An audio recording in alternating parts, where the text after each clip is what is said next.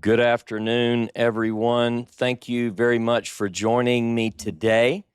We have a lot in store. We have a couple of hours. I did want to say that I'm monitoring my telephone, which I am only doing because we have a family situation. I have a sister-in-law that is, she lives with us, and my wife, Bridget, is a caretaker for her. Bridget is a caretaker for everyone and everything, from the smallest of creatures to me, honestly, every day. And I'm probably the most difficult one of all. But having said that, my sister-in-law, Leslie, I'd ask you to keep her in your prayers. She's been sick for a while. She has, just without going into too much detail, God knows all the details, but she does have quite a few physical ailments. And so rather than put her in some other facility to take care of her, Bridget said, "Hey, that's my sister. I'll take care of her." And many of you I know personally have taken loved ones in. And I think that if a person is able to do that, I think it's a noble thing to do. So that's what Bridget does. Her sister Leslie is older than her, and she was like a mom to her. So you can imagine. So anyway, we spent the day yesterday at the hospital with her, and she's being taken care of. But I had to touch base with Bridget, who is, back at the hospital again. I wanted to make sure that it was okay, that I could go live, and she said yes. So I'll be monitoring that. So just keep Leslie in your prayers, and Bridget, because I think we all know, if we've ever been part of that caretaker role, it's incredibly demanding, and Bridget hasn't had a lot of sleep in the last couple of days. So that's out of the way, and just know that if I check my phone, it's not out of boredom or being disrespectful to some of you. Now, there are a lot of things going on in the world today, and when I logged on, some of you were talking about the tragedy that happened in Utah.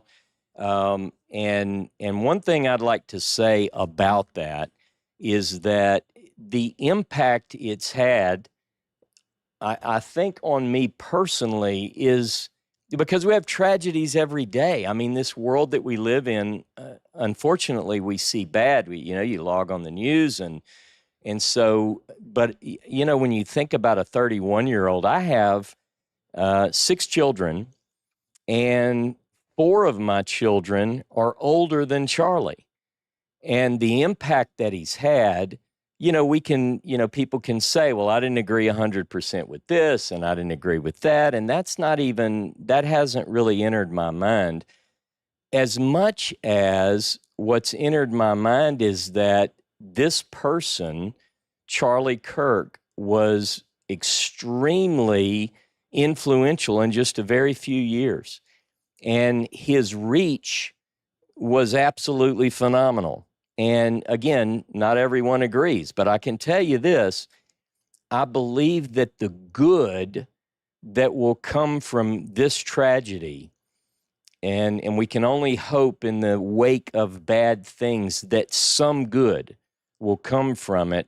I think that his faith, whether you align theologically or not, his views on family, those kind of things, I think, are going to create such a wellspring, in my mind, for good, beyond all the rhetoric and the back and forth. Because I tell you, for about 3 days, I went off the radar, even with my closest friends, and just, I've never been one who is one to jump on a bandwagon. To be honest, I hadn't listened to a lot of his debates or anything like that, mainly because of my schedule. But I took the time to do that. And I also, unfortunately, took the time to look at what his opponents were saying. And yeah, there's a lot of bad, but let me tell you, I think there were 2 in particular, his opponents, that came out with probably was more moving to me than anything. Again, look, a lot of this, I got mad. Initially, I got mad, and I started pointing fingers, and this side is so, and you tend to, a lot of times we tend to blanket, we tend to put everybody of a certain persuasion in a certain bucket. But then I think after a couple of days of anger, I think what really overwhelmed me was watching these two videos.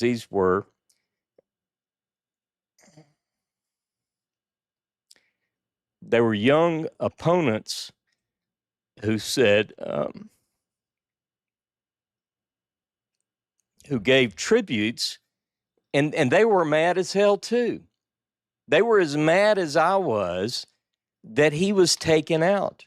And they didn't agree with his views on family, on the Bible. They didn't agree with his views on marriage. They didn't agree with his views on politics. And they said the thing that got them was something it reminded me of. There's an argument in the Talmud, or there's a story, I think I'm saying this right. I know there are people who know it better than I, where when two rabbis, Valentine, James, you guys listen, because I've heard James talk about this, these two opposing rabbinic sages, and one of them passed, and this is the way I remember it, and the disciples of the one who had not passed went to him and basically said, "You've won. You're still here." And as I recall, one of them was Rabbi Eliezer, and the point was, there's no disputing.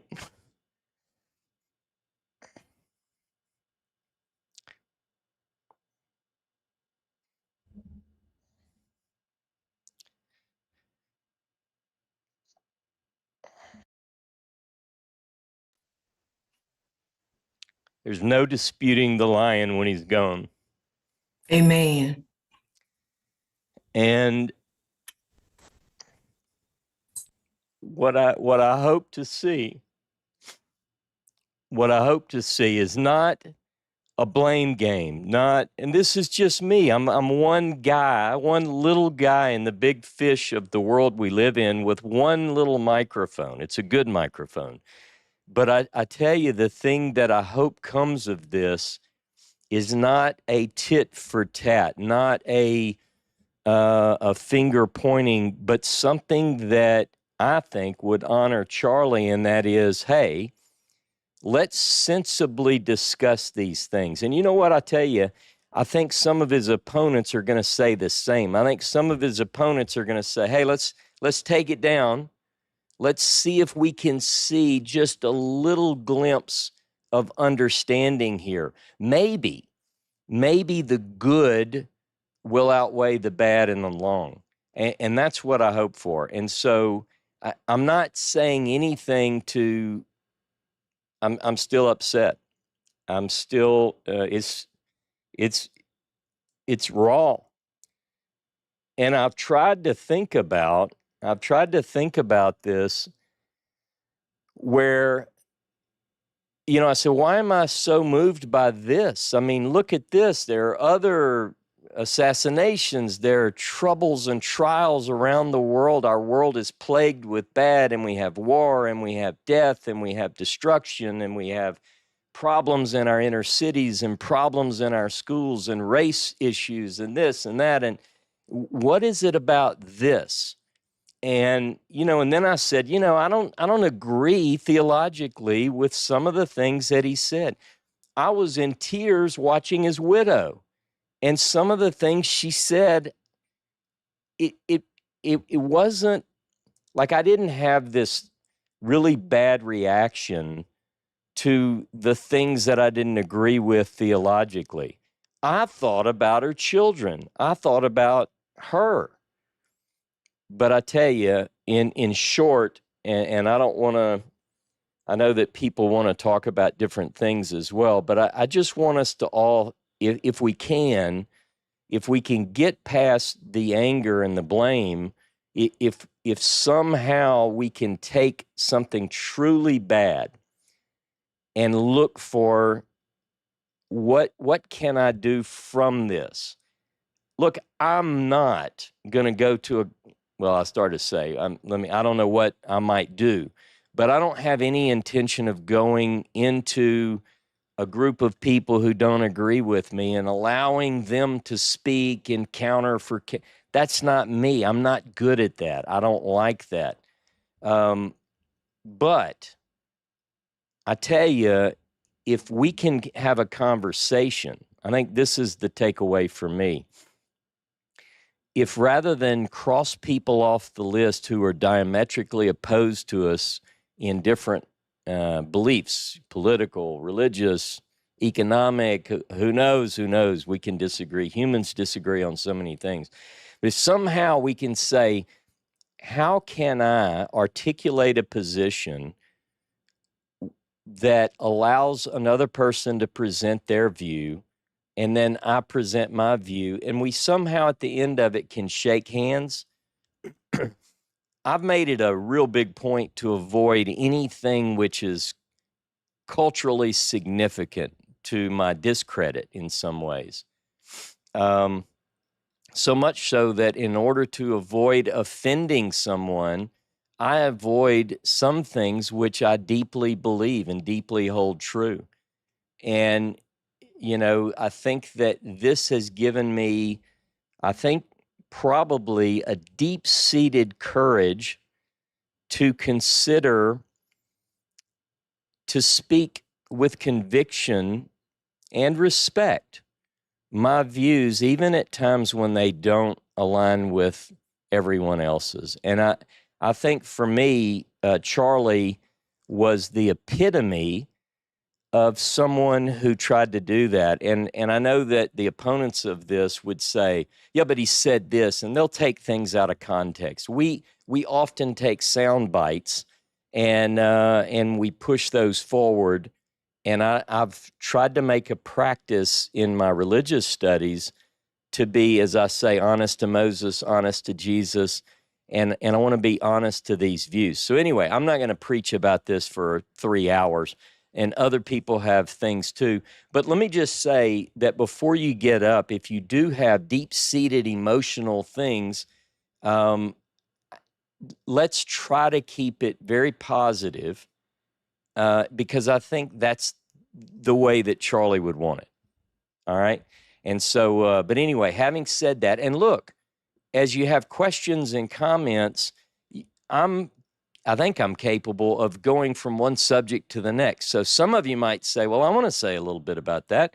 But you might also say, hey, in Deuteronomy 27, Ross, you and Jono made a comment that I don't agree with at all, and you're going to go to hell for it. Feel free to say that with a little bit more finesse, hopefully. Valerie Knowles. Welcome, my friend. How are you? I'm very sad, but other than that, I'm fine. I'm going to read something that's on my cell phone. Did you know Charlie Kirk kept Shabbat? He was writing a book about it, now posthumously a bestseller. Every Friday night, I keep a Jewish Sabbath, Kirk said in a recent event. I turn off my phone Friday night to Saturday night. The world cannot reach me, and I get nothing from the world. It will bless you infinitely. He stressed that a tech-free Sabbath would ease anxiety, combat depression, and restore health to American families. Amen. Amen. Kirk was in the middle of sharing that message in his forthcoming book, Stop in the Name of God, Why Honoring the Sabbath Will Transform Your Life, which has posthumously soared to the top of Amazon's bestseller list. I bought 3 it. months before it's December 9th. I didn't even know he was doing a book, but I used to I used to look forward to 10 o'clock every morning because Charlie Kirk would come on and he would be talking, and he was so uplifting, so positive, and so he always just lifted my spirits by what he said. And Wednesday, I heard he got shot. I was at the Apple store, and I was done with the Apple store, and got in my car and I looked at my text, and it said that he died, and I just started crying. I've never met him, but I loved him because he was such a wonderful, wonderful human being. Yeah. And then I cried again the other day. It's just, and then I listened to his wife last night, his widow. So I just wanted to share that. So Well, thank you. No, thank you, Valerie. And let me tell you, I think if everyone here ought to buy that book.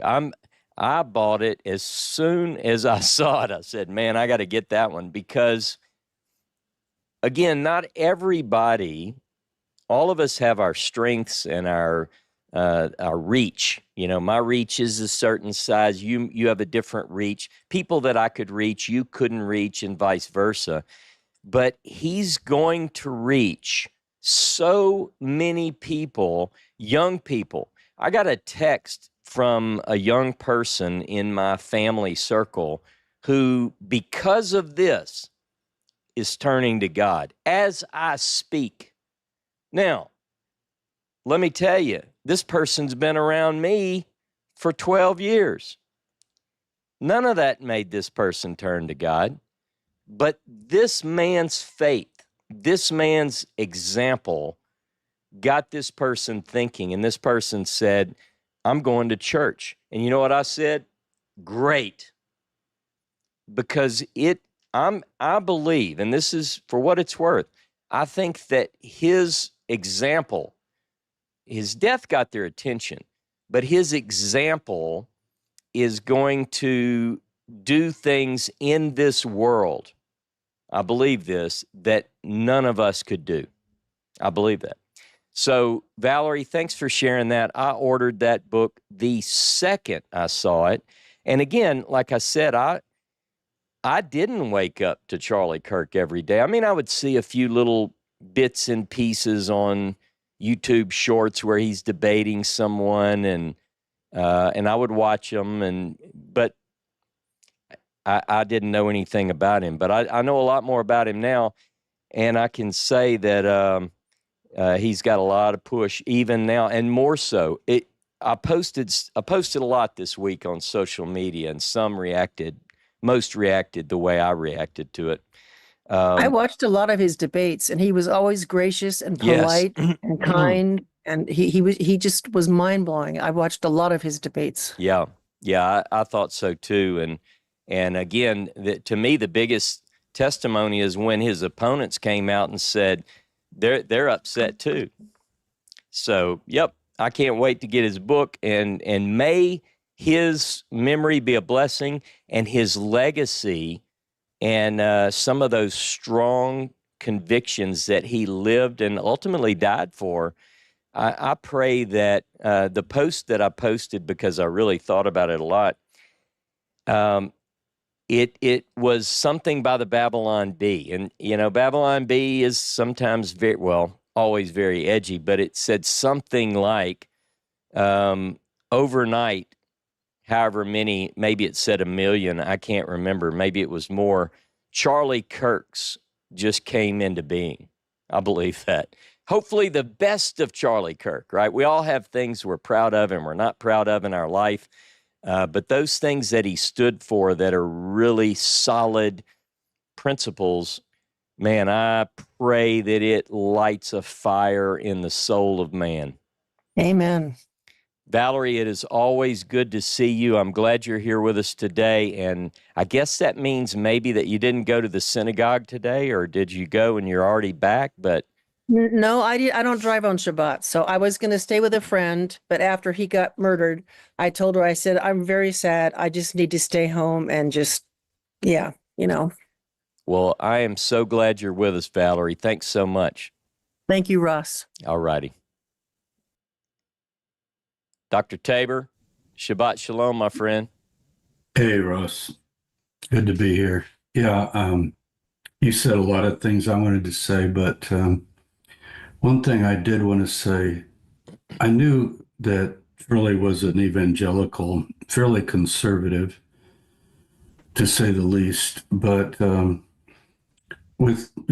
he thought the Old and New Testament was the inspired Word of God, and from that viewpoint, he operated as millions of people do as they shape their lives and decide what God wants. But the seventh-day Sabbath, not just Sunday keeping, a lot of people want to put the Ten Commandments up, but they're not always thinking about the seventh-day Sabbath. And people say, well, the day doesn't matter and you can rest any day and it's a principle. But there was something else going on there. Uh-huh. And it's just so unfortunate. You know, we can talk on all kinds of levels, like the influence will be greater and so forth. but none of us want him dead. And Charlie was the kind of person, and I, like Ross, I'd actually listened to him a few times in longer interviews and could see that he's answering like an evangelical, like I would have done Sure. from age 17 to probably 35, Hmm. you know, and without the same skill he had in terms of rhetorical things. Yeah. And people call it politics, but many times it was moral issues that the Bible addresses. Amen. And he was taking a firm stand on it. Now, the only way to disagree or counter with that is to civilly say, well, we have different assumptions. And, you know, you have your view of men with men, male homosexuality, and their different interpretations of that verse. And you could get into things like that. But for most, that would just be, well, that's just some crazy bygone desert ignorant people that came up with that. You know, why would anybody go along with these two quotes in Deuteronomy about not lying with a man as with a woman, or that a man shouldn't dress like a woman and so forth, or vice versa, a woman like a man. And for him, because it's the word of God, that wasn't his view. Is, you know, what did Jesus say? He would quote Jesus, I'm Right. sure. Yeah. It is written, man shall not, a person, will make it generic, a person should not live by bread alone, but by every word that proceeds out of the mouth of God. Hmm. Many of us live with that our whole lives, and the assumption was that you just open the Bible, probably the ASV or the King James or some translation that's pretty close, and whatever it says, it says, you know? That's Yeah. how I grew up in Sunday school. Somebody would read a verse and you'd be in a class and anybody have a comment on that? And some good brother in the corner, you guys remember this, would say, I think it means about what it says. Right. Okay, let's move to the next verse. You know, Yeah. it was just sort of the experience. So if you're in that world, to step out with the Sabbath is huge, Sure. because you immediately have the whole Christian world giving arguments, mainly from Paul, Colossians 2:16, Galatians 4:4, Sabbaths, new moons, festivals, they're all gone. And he apparently had dug enough to see through that. So it's such a beacon. But who I couldn't imagine wanting to discuss the Bible with anyone more than someone like Charlie, because he would be respectful, he would listen, he would state his view. I don't mean debate. I hate Yeah. debates. He was It's good at dialogue. debating. It's He enjoyed dialogue. it. Just dialogue. Just let's say if he came to St. Francisville and I flew down, or the Horeb Institute, and or to Charlotte, and Ross came, and the three of us got together, and all of you could listen. Do you realize what an incredible discussion that would be? It doesn't have to do with anything. We're all coming from the same background and the same love of the same God. Hmm. And for someone who's, well, he was so conservative. Well, in some ways, but how do you define conservative? You could also call it liberal, because this whole thing about left, right, liberal, conservative, what does it really mean? Because I think I would like to use critical and liberal in liberating ways. Liberal in the sense that you care for human life, that you care for animals, that you extend your love. In other words, you're liberal with your approach to things, with life. So Charlie was a liberal. He was a flaming liberal, meaning whoever he talked to, he would listen, he would respect. So, well, yesterday I came across, I had no idea, it was in my YouTube feed, where Charlie's being interviewed by Bill Maher, Yeah. not on his main show on HBO, but this other kind of after hours thing he has. Look it up. You can either hear Charlie discussing it or you could go to the actual thing. I would suggest you hear Charlie discussing it, because he plays just about all of it, but he breaks it apart. And you'll see there I mean, who could you imagine discussing these issues with who would be more different than you than Bill Maher? Yeah. But Bill Maher was very, very critical of what's happening in our culture with the so-called woke ideology, even though he says, look, I'm an atheist. Yeah.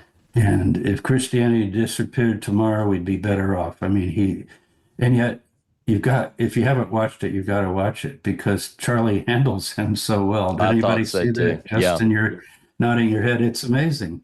Uh, and he basically does what you should do in a discussion. Try to see be polite, be honest, but try to see what the presuppositions are and why is somebody saying what they're saying. Mm-hmm. And unfortunately, the Sabbath didn't come up, but I would see Bill is half Jewish.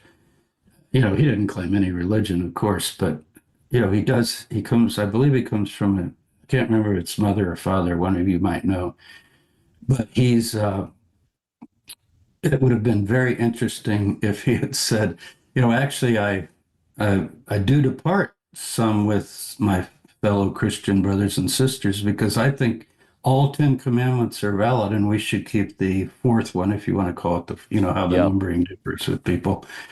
That would have been pretty shocking. Yeah. And when I didn't know about the book, and when I first saw it, I just assumed it was Sunday. Because a lot of, Sunday used to be the Sabbath in our country. If you go back to the 1600s, I have a relative, a Tabor, that was living in Virginia, and he was fined for breaking the Sabbath because he didn't go to church on Sunday. I've got the document. He Yeah. had to pay a fine.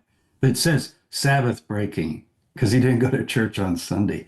So I just assumed it was that until Ross posted it, and I looked and I said, wait a minute, this is, shutting down, shutting off this doesn't sound like a Sunday keeper to me. Yeah. And as far as I can tell, he, like others, I think of Keith Johnson and others that Nehemiah influenced and different, uh, there's a, trying to think, there's a congressman, actually a senator, I can't remember now which one it is. I'm just kind of Yeah. fuddled. But who are studying, that are Christians, but they're studying Torah, so to speak. They're looking back into the roots of Christianity. So anyway, I just wanted to say that he's the kind of person you would want to discuss with. Yeah. I would want to hear all his points, all his arguments, and listen, and then give him mine. And boy, that would have been such a great discussion, which now can't happen, but other things will come. Other things will come. Yeah. So thanks, everybody. I appreciate your comments. Before I bring Clody up, I wanted to say, it's really strange to me how before the events of this week hit, I've been saying I'm going to teach this session, this series, and I'm going to begin bringing in some of these texts from the Gospels and so forth. And so I've been on this trajectory and I'm very careful. I want you to understand, I'm being very careful how I say this. I didn't see a bush burning in my backyard. I haven't heard any voices, but I've felt an inner leading, not back to my fundamental Christian days, but to try to recover some of those really key teachings that are so influential, and I believe now, because of the events of this week, will become more influential in the coming days and weeks and years. And let me tell you, mark this down. I can say keep Shabbat all I want. James Tabor can say keep Shabbat he wants you to, whatever. Watch this. When this book hits, when it's printed, what we will see, I believe, is going to be a wave like this country, and I know we have people from other countries too, but by the way, this is going crazy. Yeah, Canada. I forget, you guys are, our northern neighbors. Here I am. And they're like, yeah, we're right here, Ross. Don't forget us. But people in London are taking to the streets right now in honor of Charlie Kirk. Now, let me tell you, James's book is going to do really well. I can tell. I know it will.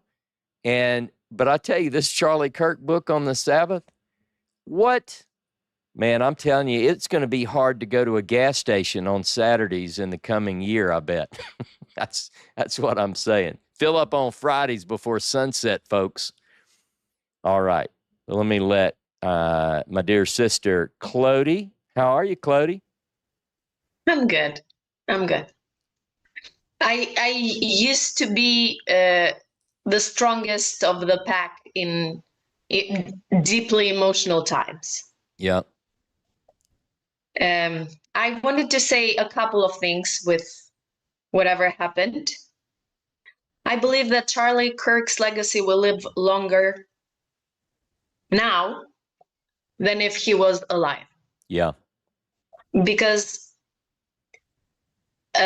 such a strong hit makes the diamonds stronger, makes pressure, and the diamonds come to existing.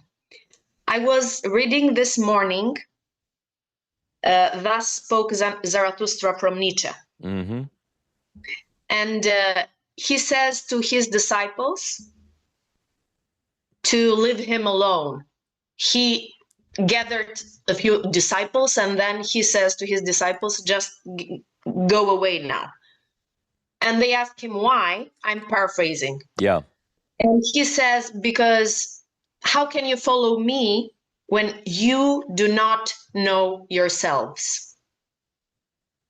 And that hit me strongly, because I believe that strong voices like Charlie's voice and others, Yeah. make followers. And these followers usually become followers and believers without first knowing themselves and without first knowing their limits and not being honest to themselves. They don't know how to react in different opinions. Mm-hmm. And that, I believe, produces fanaticism and hatred. Dr. Tabor referred to a book last week, if I'm not mistaken, The Dawn of Everything. And that book makes a perfect point in describing how we, the humans, build legacies, making deeper our differences, the differences with our neighbors. And I really, after all this happened, I'm really starting to think of the process that happens behind hatred, fanaticism, and this kind of assassinations. And how this kind of hatred divides nations and people. Mm-hmm. And humanity. I'm about to give you only one or two sentences on how I work as an actress with not so well-written pieces. I know that some of the questions that are supposed to be answered throughout the script are there. So you have to imagine things. And if you Hold on, have Clody. any kind of... Hold on, Clody. Your internet is just a little bit choppy, so I don't know if you just check it, make sure if there's anything you can do to tweak it. You're making good points. It just happened, so maybe everyone can just pray Clody's internet gets better there for a second. Try it again, Clody. Can you hear me now? Okay, go ahead. Can you hear me now? I can hear you. Yeah. Okay. So what I do when I don't know if you heard, but I'm gonna continue where I left it. Yeah, I got you. So what I do with a part that is not very well written or is a small part in acting, because the actor is supposed to answer every question for their character. How he's built, what has happened in his life, what does he think about this or that. And when I see that there is no material to give answers to these questions, I put pathos, which is passion, and a little bit more of dedication to whatever this character is saying. And that makes the character a little bit blurry on his beliefs, but believable to the audience, to the public. And I believe that's what happens with followers that are not grown-up followers. They try to fill in with their pathos the blanks. They try to fill in with a little bit of idolatry to their master or teacher, in order to keep the thread of their faith system going on. Just wanted to say that this kind of tragic event will give us more depth and will make us realize a little bit more what happens behind hatred, or how hatred comes to existence. As for the class, and I don't know if that is a little bit relatable or not, but I think that it is. I have really a big question. Okay. There is a quote around the internet that they say is from Shakespeare. I don't believe it's from Shakespeare, but the quote says, "Expectations are the root of heartbreak, of hurt." Why did I bring this quote? Because I believe that the blessings and the curses do give us or build to us expectations. I would like your comment on that. If you think that that's something that is proper nowadays, should we go more with the expectations of the cursings and the blessings, or should we go more with love? This would be a comment whenever you feel to make, if you want to make it. If not, we can, I mean, we have other days coming.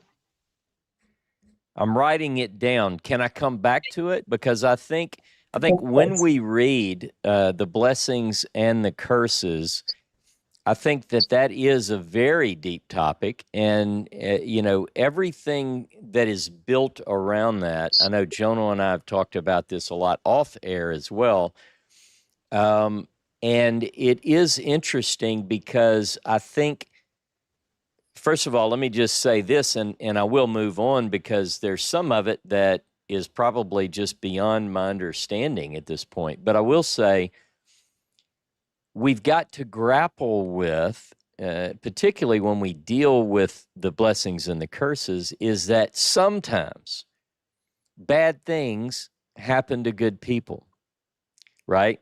And this week is, you know, I saw someone in the notes wrote, "Only the good die young." And, you know, that the reason we have sayings like that is because people have forever grappled with the expectation that if I just do right, if I just govern my life according to good, wholesome principles, that it's all going to be okay. But then Yes. people have had to wrestle with these tragic, and not just the situation with Charlie Kirk, but just tragedy in the world. And these situations have caused many people to grapple with faith so deeply.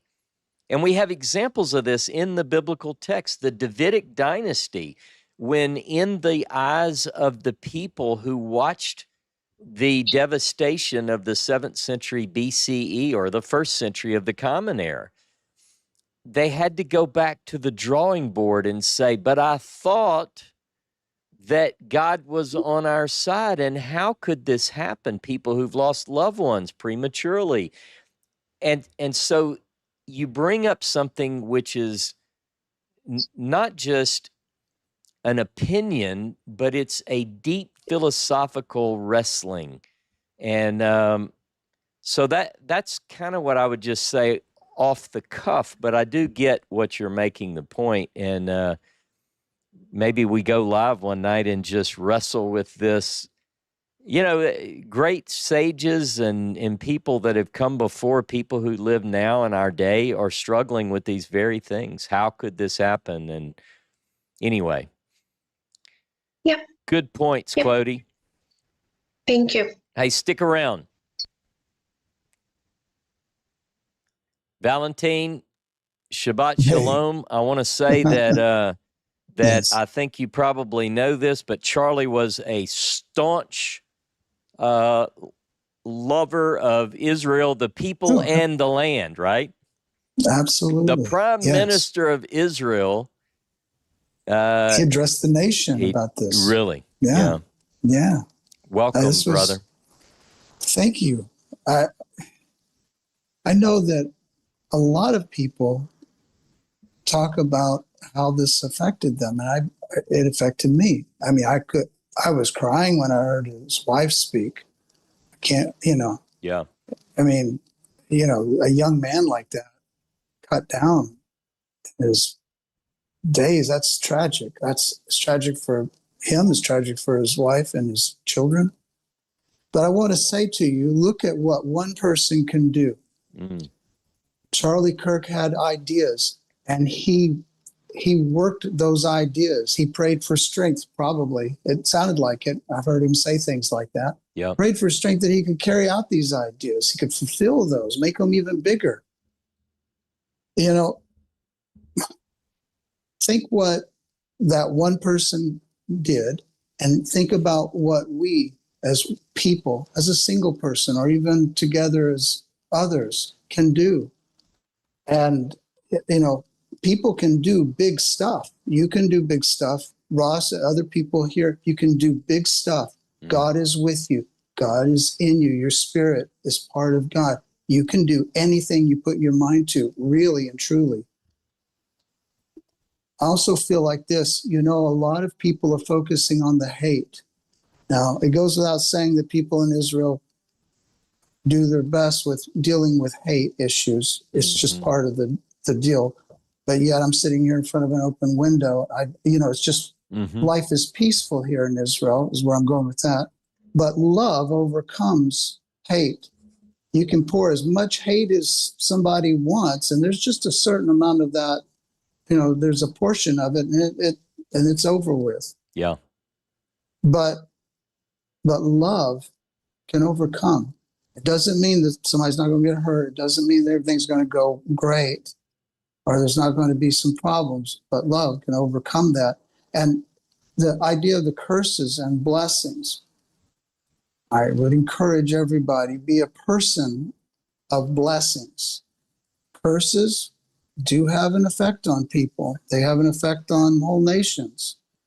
But if you can avoid doing curses, if you can avoid that kind of mental activity and using your voice and your mouth for curses, avoid it at all costs. Yeah. Be a voice of blessing, and love comes through your spirit, and it can overcome all of that hate. It doesn't make it easy, but you can do it. We can do it. Every individual. And you know what? I really was touched by you personally a few minutes ago. it would be difficult to host a forum like this with such touching matters. That's not easy. And, I think you're handling that really, really well. And I like the things that you say. I like listening to the things that you talk about. I like that a lot. I'm really glad to see all of these wonderful people, some people's faces and their names, and even I've come to be able to talk with them, and that's really nice. I enjoy this. This is a precious time to get to meet with you guys, and I really appreciate that. I come in after Shabbat, and you can see behind me it's kind of dark, Yeah. but what a blessing to be here, and all you people care so much, and you can just sense the care and the love. I'm bowled over by that. That's really amazing. That's kind of what I really wanted to say. And thank you for this program that you have, this wonderful meeting. That's great. Well, I appreciate your comments. It's always good to have you on. And someone put in the comments, let me say one more thing quickly so I don't choke up too badly. Charlie, his birthday was October 14th. And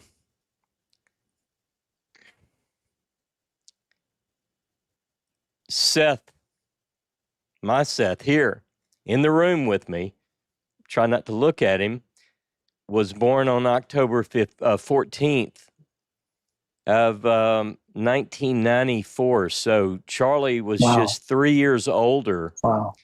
But that, I mean, little details like that, when I read that, and then you think about his father, and the devastation that this kind of thing brings to the whole family. So I think one of his main things, beyond the back and forth and the things that people, I think, inappropriately label political now. I've done that too. I'm going to avoid that because it can be construed as political. But his desire to encourage men to be better men and husbands and fathers, I think that is going to echo across this planet in a way that no one could have imagined. One of the things, for those of you, I know I have Christian friends who are part of this discussion as well. By the way, I'm going to leave the YouTube going today, where I would normally cut that short, but I want to keep it going today. It's a very good conversation, and I think people need it. But I want to say that as we move forward, I think that one of the key takeaways is that we look around us and we think about the things that mean the most or should mean the most. And rather than attack the ideas that we don't agree with, because I think that ultimately ends up being a waste of energy. But what if we could just promote the things that bring holiness into the world? I have religious convictions, and I have a view of marriage and the family, and other people's views are just the opposite of mine. But let me tell you what, my family is not perfect. I know that may be a surprise. We have the same issues that every family does. But I've got a wife that I've been with since we were 15. Look, do you know what kind of strength that takes for somebody to stay with me that long? Wow, unbelievable. And the fact that we have children and we have grandchildren, and my oldest grandchild is in college and the next one is about to go to, I don't know, maybe he will, maybe he won't. He's in that world where he's thinking about it. But anyway, I just think that we should focus on modeling the excellence, the blessings that God has given us. Look, not everyone has children. Not everyone can have children. Not everyone will have children. But I think that those of us who do, if it's working well for us, I had a situation yesterday. I'm kind of going on a tangent, but I had my wife and I try really hard to be involved in, the lives of our kids and our grandchildren, and things get busy. I mean, we had a sister-in-law that was preparing to go to the hospital in an ambulance, and my wife said, "You've got to go to Grandparents' Day." Like it was Grandparents' Day at an elementary school. And I looked at my watch and I knew it would be close. I said, "Well, do you need me to?" She said, I don't need your help. I got this. We've got the ambulance here. You do that. So I take off, and, I'm hoping that the police are kind if they do pull me over. I'm going a little bit faster than I should, probably, being careful. But I get there as the thing is supposed to start at 9:30 in the morning, and I'm there right at 9:30, but the line is incredibly long. And unfortunately, we live in a world where you have to scan in to get in an elementary school. And so grandparents are lined up, 75 to 100 people trying to get in because they, like me, probably arrived at the last minute. But I waited 15 minutes and the line didn't move. And I asked the teacher, I said, "Am I going to get in?" I thought I knew the answer was probably not. And what really made me feel badly was that my daughter had called me and she said, "Lincoln is really hoping that you're there for Grandparents' Day. We rarely miss an event." And I had to text her back and I said, "Look, the teacher said that, no more getting in." So I remember thinking, this is the worst thing that's happened to me in a while, is I missed. So now I've got to explain to my young grandson why his Saba couldn't make it to the school function. But then I thought, a lot of these kids don't have what mine have. He lives with us. So in one way I thought, well, not everybody gets to eat ice cream with their grandfather any night they want. So, but anyway, I think that the family, those of us who have that blessing, other people have different blessings. But I think if we promote the positive effects of love and family, it's going to bring about some positive effects on the troubled world in which we live. Not so much to challenge anyone else's view of life, but here's an alternative, right? Yes. Anyway. Everybody, every voice has someone who can hear it. And every voice can make a difference. And, if people could focus on, well, I didn't agree with this or didn't agree. So what? Yeah. There are people all around. You don't perfectly agree with anybody sometimes. Right. And Yeah. it's okay. It's okay. What are the good attributes of this wonderful man we've been talking about a little bit here, this Charlie Kirk? Yeah. I mean, I don't even care what things I possibly wouldn't agree with him. Look at the good things he did. It Yeah. takes guts to stand up and say, I believe this. I think that. I live my life for this. Wow, that takes a tremendous amount of courage in the climate that I kind of see in the States right now, or for the last little while. That takes a lot. And for him to stand up, somebody said he'll be, you said a moment ago too, he'll be stronger now. His message will be stronger now than when he was alive, possibly. I agree. My wife and I were watching his dear wife speak. That was overwhelming. Yeah. And I remember telling my wife, I said, it's almost,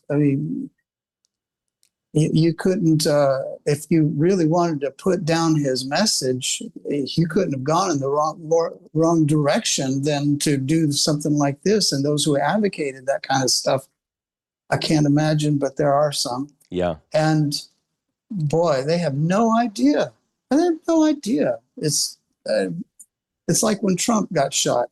Yeah. Oh, you think he's going to lose the election with that? No Right. way. No way. Yeah. I'd put money on that. Yeah. But this is so sad because here's a guy, doing so much good. Yeah. I mean, I tell you, I wouldn't go to a college campus. My granddaughter, having a birthday next week, she goes to University of Houston. I wouldn't go to a college campus and debate people. Oh, I I don't know. think I have enough energy for that kind of I stuff. know. This guy was doing it. I mean, he's half my age, but he was doing this, and I think he did a pretty good job of it. Amazing. Oh, yeah. I wouldn't have done it. Mm-mm. And wow, I have nothing but admiration for that man, and blessings to his wife and children. I know that's not the topic for today. We were talking about this, so I just wanted to say, but we have ideas. You have ideas. Everybody here, they can do good things, and they have that kind of a powerful voice. Just make your voice heard. Yeah. And God is with you. I truly believe. Yeah, Well, good stuff. One of the things I pulled out on my desk is, if someone looks at my desk, they'll get a picture of what's going on like right now. It changes every day. I might pull this book down. I might pull this down. I've got Angel's book on the side desk. I've got other things that are really important to me right now. And some I get to quicker than others. But one thing on my desk, Valentine, is this: tour. Get ready. I don't know when yet, but I am planning. I'm in the early stages. This is different than, I see Lori, I see she's listening. Get your checkbook out, Justin. I remember your anniversary's coming up. I'm looking now at a tour, and I'm doing the Tanakh tour tentatively, God willing. The Tanakh tour is different. That's one with me and with Jono, and we've had Tovia Singer. That's a fun tour. It's a different tour. But this tour is a total Bible tour. It'll be Hebrew Bible. There'll be a little bit of the stories that we hear and sights that we see from the New Testament. There will be a section of this tour that deals with the discovery of the Dead Sea Scrolls. I'm planning. I've been on a lot of tours. I've had the privilege and blessing to tour Israel with Dave and Patty Tyler, and I've sat at a table with Doug Martin in Israel. I've toured with James Tabor. I've toured with Tovia Singer and Jono and yada, yada, yada. But let me tell you, this tour is inspired by the move that I feel is a move of God within me over the last several months. And I cannot, and Libby and Lando have been with me in Israel, and others. Look, I don't want to leave anybody out, so don't be offended. But I'm telling you, I can't wait. So get ready. Tell your wife to make room for 50 of our good friends. No, I'm joking. But we'll meet you at a coffee shop. It'll be easier on y'all. Sure. Coffee's on me. All That right. would be great. All right, brother. Yes. God bless I you. would volunteer one of our rooms, but we don't have that much room. So Well, it goes to the highest bidder. Look, the other thing is that on a positive note from this week, I was pleased beyond measure to receive your message this week, and a couple of photos and a short video, and those. Oh yes, just to get a little bit of the land dropped onto my phone is a blessing, and thank you for blessing me with that. It really meant a lot to me. Thank you. Yes, you're welcome. We were in Spot, and it was good to see Spot looking healthier. Yes. Financially healthier. I love it. So that's good. And when you guys come to Israel, I'd love to see you guys, all of you. It would be wonderful. Good deal. Well, God bless you, brother, you and your family and all the people of Israel. And I look forward to seeing you next week if I don't see you before. Sounds great. All right, guys.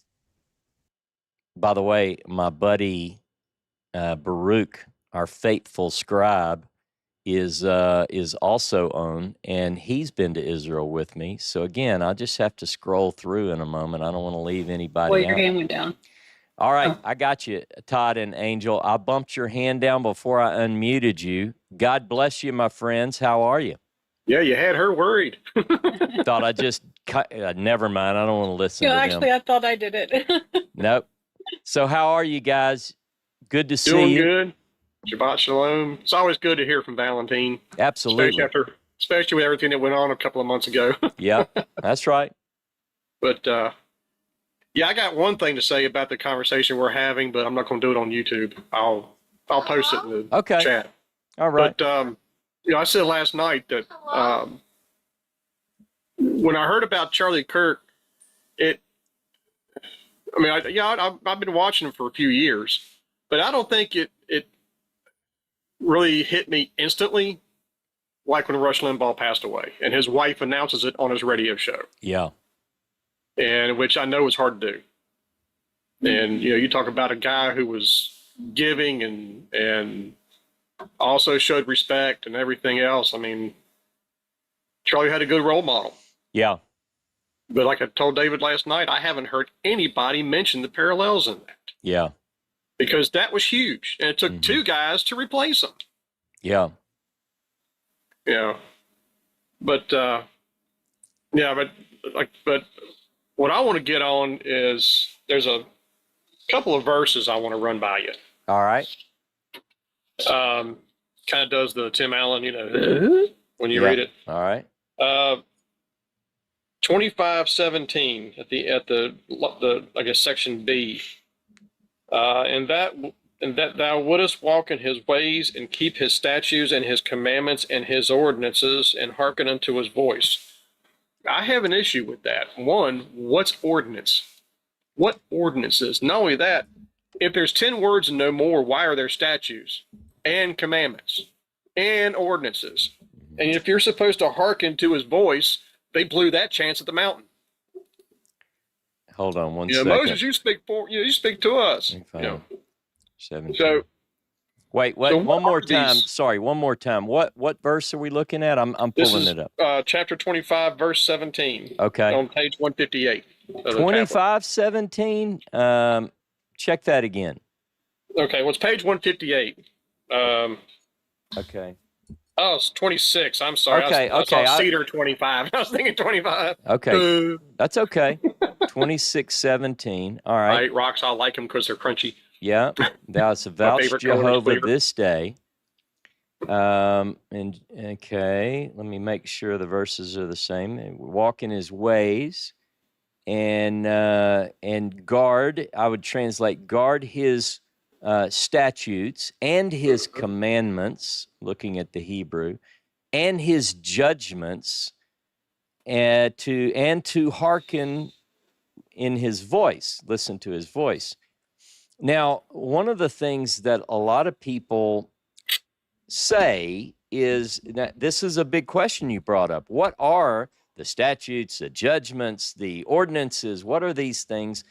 And what are they the same? Now, one thing that I believe, and others have suggested as well, particularly if we understand that there is a possibility that some of these, say the law code, is a later addition to the material.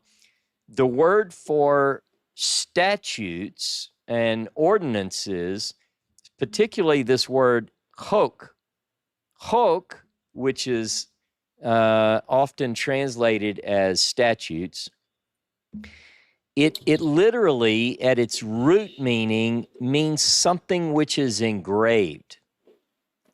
Okay? Like if you really trace back the etymology of the word. Now, what I believe that these are originally talking about, not only from my reading of the Pentateuch from the Torah, but also from the Dead Sea Scrolls, and particularly my work on the Moses Scroll, is that these statutes, the root word chok, are referring to the words which are engraved in stone. And that, here's what I often tell my friends who study with me. I ask them, how many commandments are in the 10 Commandments? So forget the Moses scroll, forget all of that critical biblical stuff. Just look at Exodus chapter 20, Deuteronomy 5, whichever you prefer, both side by side, and go through and count how many commandments there are. I'm not talking about trying to break them the way Christians or Jews or Lutherans. Notice that in the Hebrew Bible, it literally says the 10 words, Aseret HaDevarim. The 10 matters consist of more than 10 things, right? You know, because Right. and so within the 10 words, there are statutes, there are judgments. And so I don't know that this helps, but it's something I think No, it about does. when your question comes into my head. I think about that. So just consider that. No, it makes sense what you're saying. I was just trying to think of, all the questions that we had that's in Torah, Yep. and if that's trying to push the agenda that, all that is, comes from him. Yeah. The other one I've got is, I know this is on chapter 28, Mm-hmm. verse 58. This is on page 178. Okay. When I read this, I was like, huh? 28. If thou 50. wilt not observe to do all the words of this law that are written in this book, what book? Mm-hmm. There was no book yet. Mm-hmm. Have you Yeah. ever caught that? Yes. Yes, I have actually. I've As caught soon as it. I read that, I was like, hey, hang on a minute. Yeah. There was no book. Now, I yeah, wasn't even a scroll. right. One of the things that I've come to, and I know other people have a knowledge of Hebrew that exceeds mine for sure, but one of the things that I've thought about is in past, when I would read the English word book, and I would look at the Hebrew and see that it's the word sefer, I would say scroll, right? Because it's not a book like we talk about now. We talk about a Sefer HaTorah. It's a scroll of the Torah. But now, this is me now. I've spent a lot of time in Hebrew, and others of you have as well. And what I really think now is that a better way to put it is Sefer means an account. Now, the medium through which it is given could be an account that is engraved in stone. It could be an account which is engraved on leather. It could be papyrus. It could be, I use paper now, but I also use this iPad. There are different. So, for instance, let me tell you this, and many of you know this, a scribe, literally in the Hebrew, is one who counts. A sofer is one who counts, and there are some who propose that an ancient scribe would write something and then count the letters to ensure he's actually transmitting. But even in English, you see it's an account. It means to count. So I think if you disobey the words of this account, that's what the writer is saying. And we get other similar passages, don't add to, don't take away. And so it's a safeguard to maintain the integrity of a particular text. But I'm like you. So when you see book, it is generally safer. I almost said it is always safer. In the Bible, I think most often it's going to be safer. And that word is an account conveyed in some form, such as a scroll. Now, one other thing I'd like to say, I was very blessed to be included. One of my friends, post writing the Moses scroll, is Edan Dershowitz. And Edan has written a new paper, and I'm just telling you guys, but it's coming out soon, where he deals with some features of, see what I can say, what I can't say, of scrolls. I'll tell you this much. The Moses scroll was found not rolled, but folded, right? And so I've often thought, man, I wonder if there are other scrolls which were folded. And all I'm at liberty to say right now, see, I shouldn't have even brought it up, but I'm only telling this to my good friends here, is that he's got an article coming forth that that's going to challenge the view that our Moses scroll is not the only one that was folded. So again, we're dealing with a medium, an account which is presented in this case on leather, and it bears striking resemblance to some features that are found elsewhere in antiquity. I think that was a pretty safe way to tiptoe around something which I opened my mouth before I thought about. That's coming.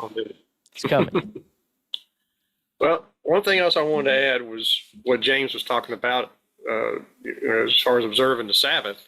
Mm-hmm. And she brought it up to me, and the more we think about it, it's right. It says, even creation observes the Sabbath.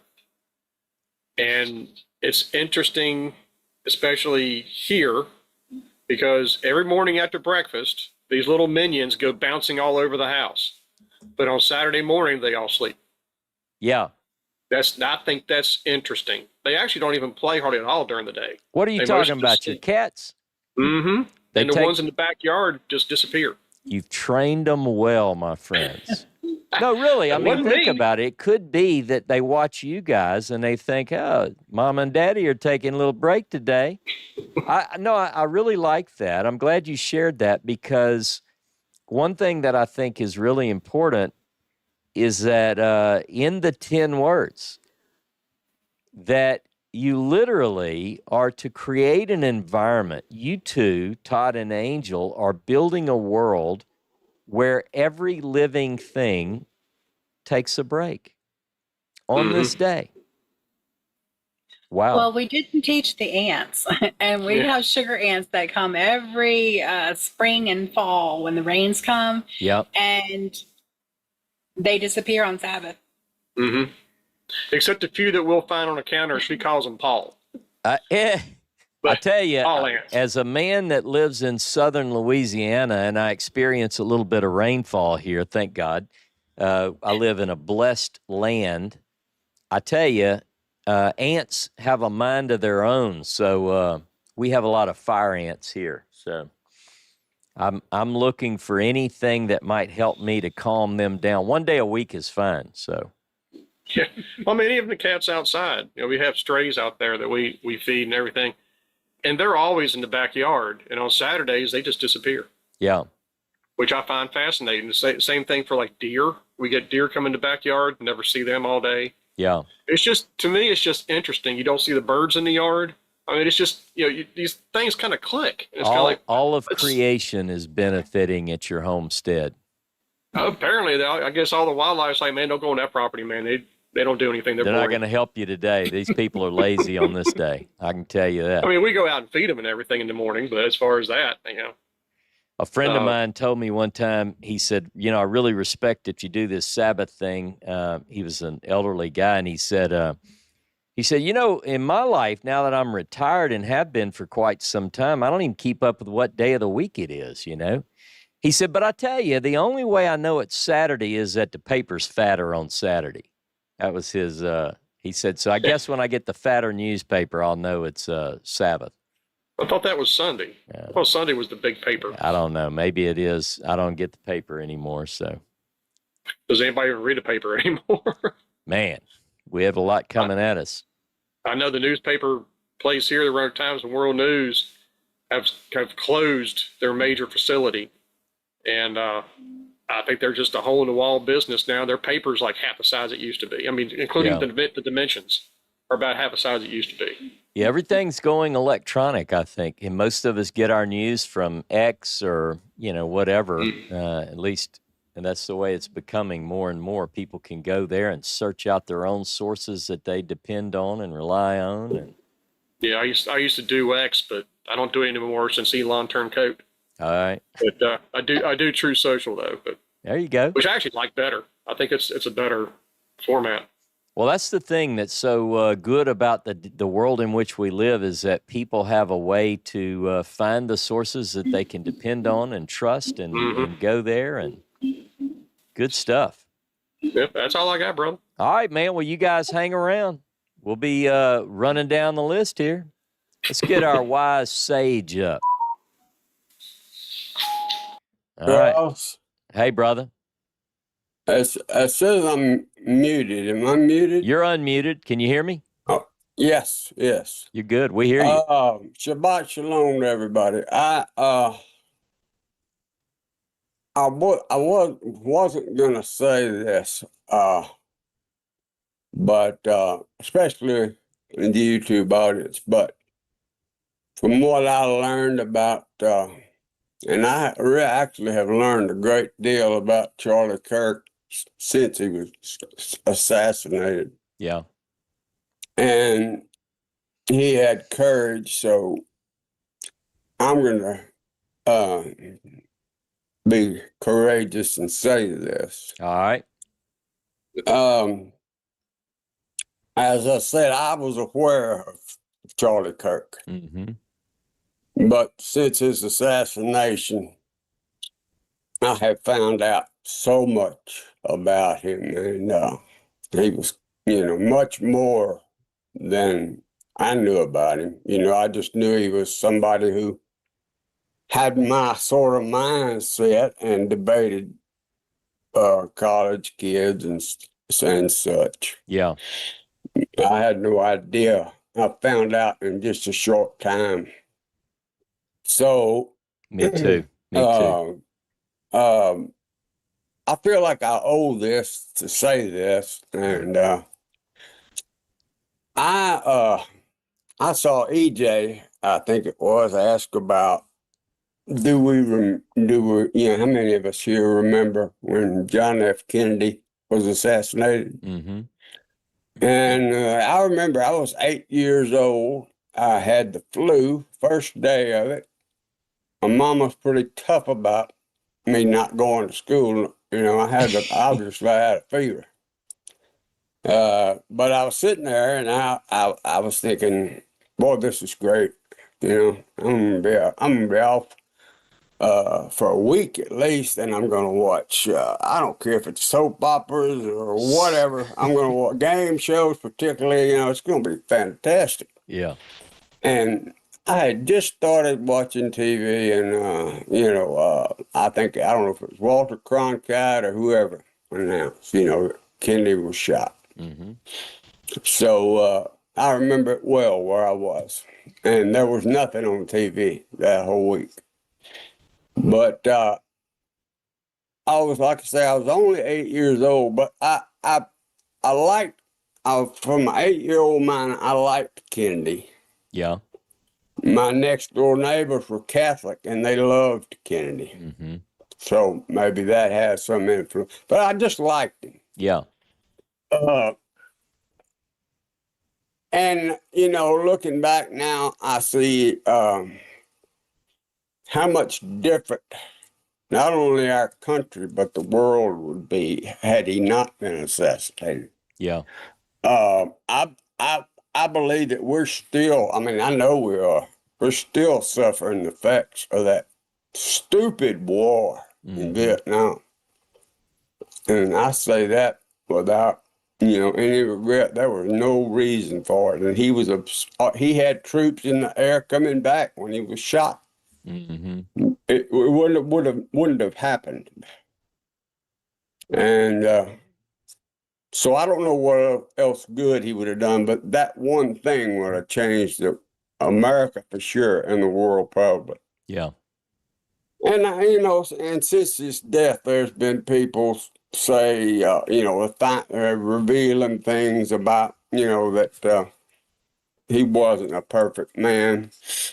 But there's also been, we found out, I remember watching it, immediately they had the shooter. And of course, we know the whole rest of the story. Yeah. Now, we find out that, possibly that guy wasn't even involved. I don't believe he was. At any rate, so I feel like that I owe this to say this, because I remember how many times I thought, boy, in the world today, with all the cameras and cell phones and all that stuff, they'd never get away with that. Yeah. But, it's occurred to me that it's actually worse. Mm. Not better, actually worse, because they can AI anything they want. Yeah.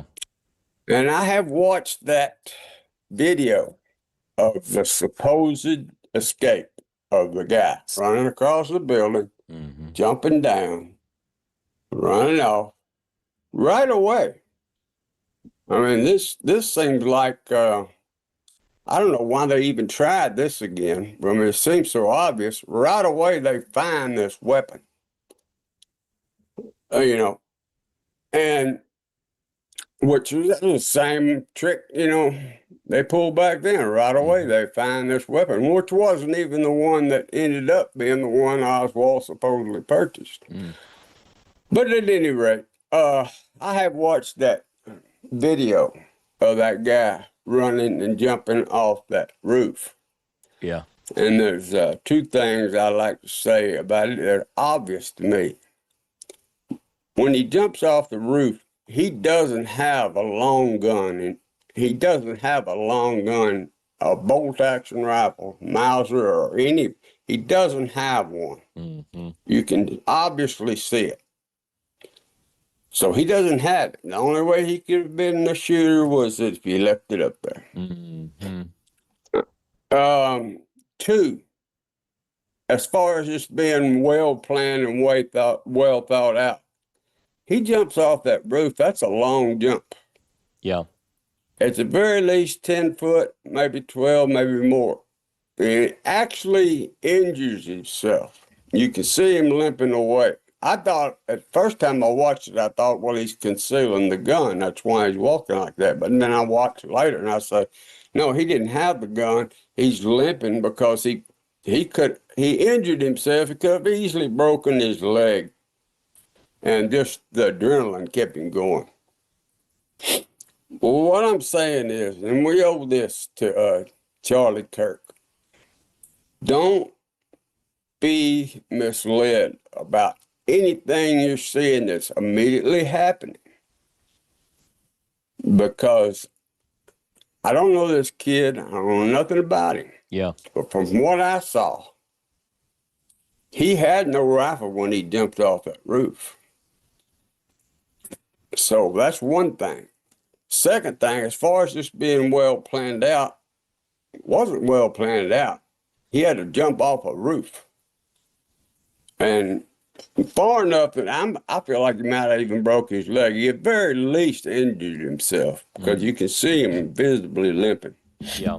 So what I'm getting, I'm saying that, even though I've so many times thought, wow, if we had the technology back when Kennedy was shot, this would never happen. But what I'm saying now is maybe it's worse.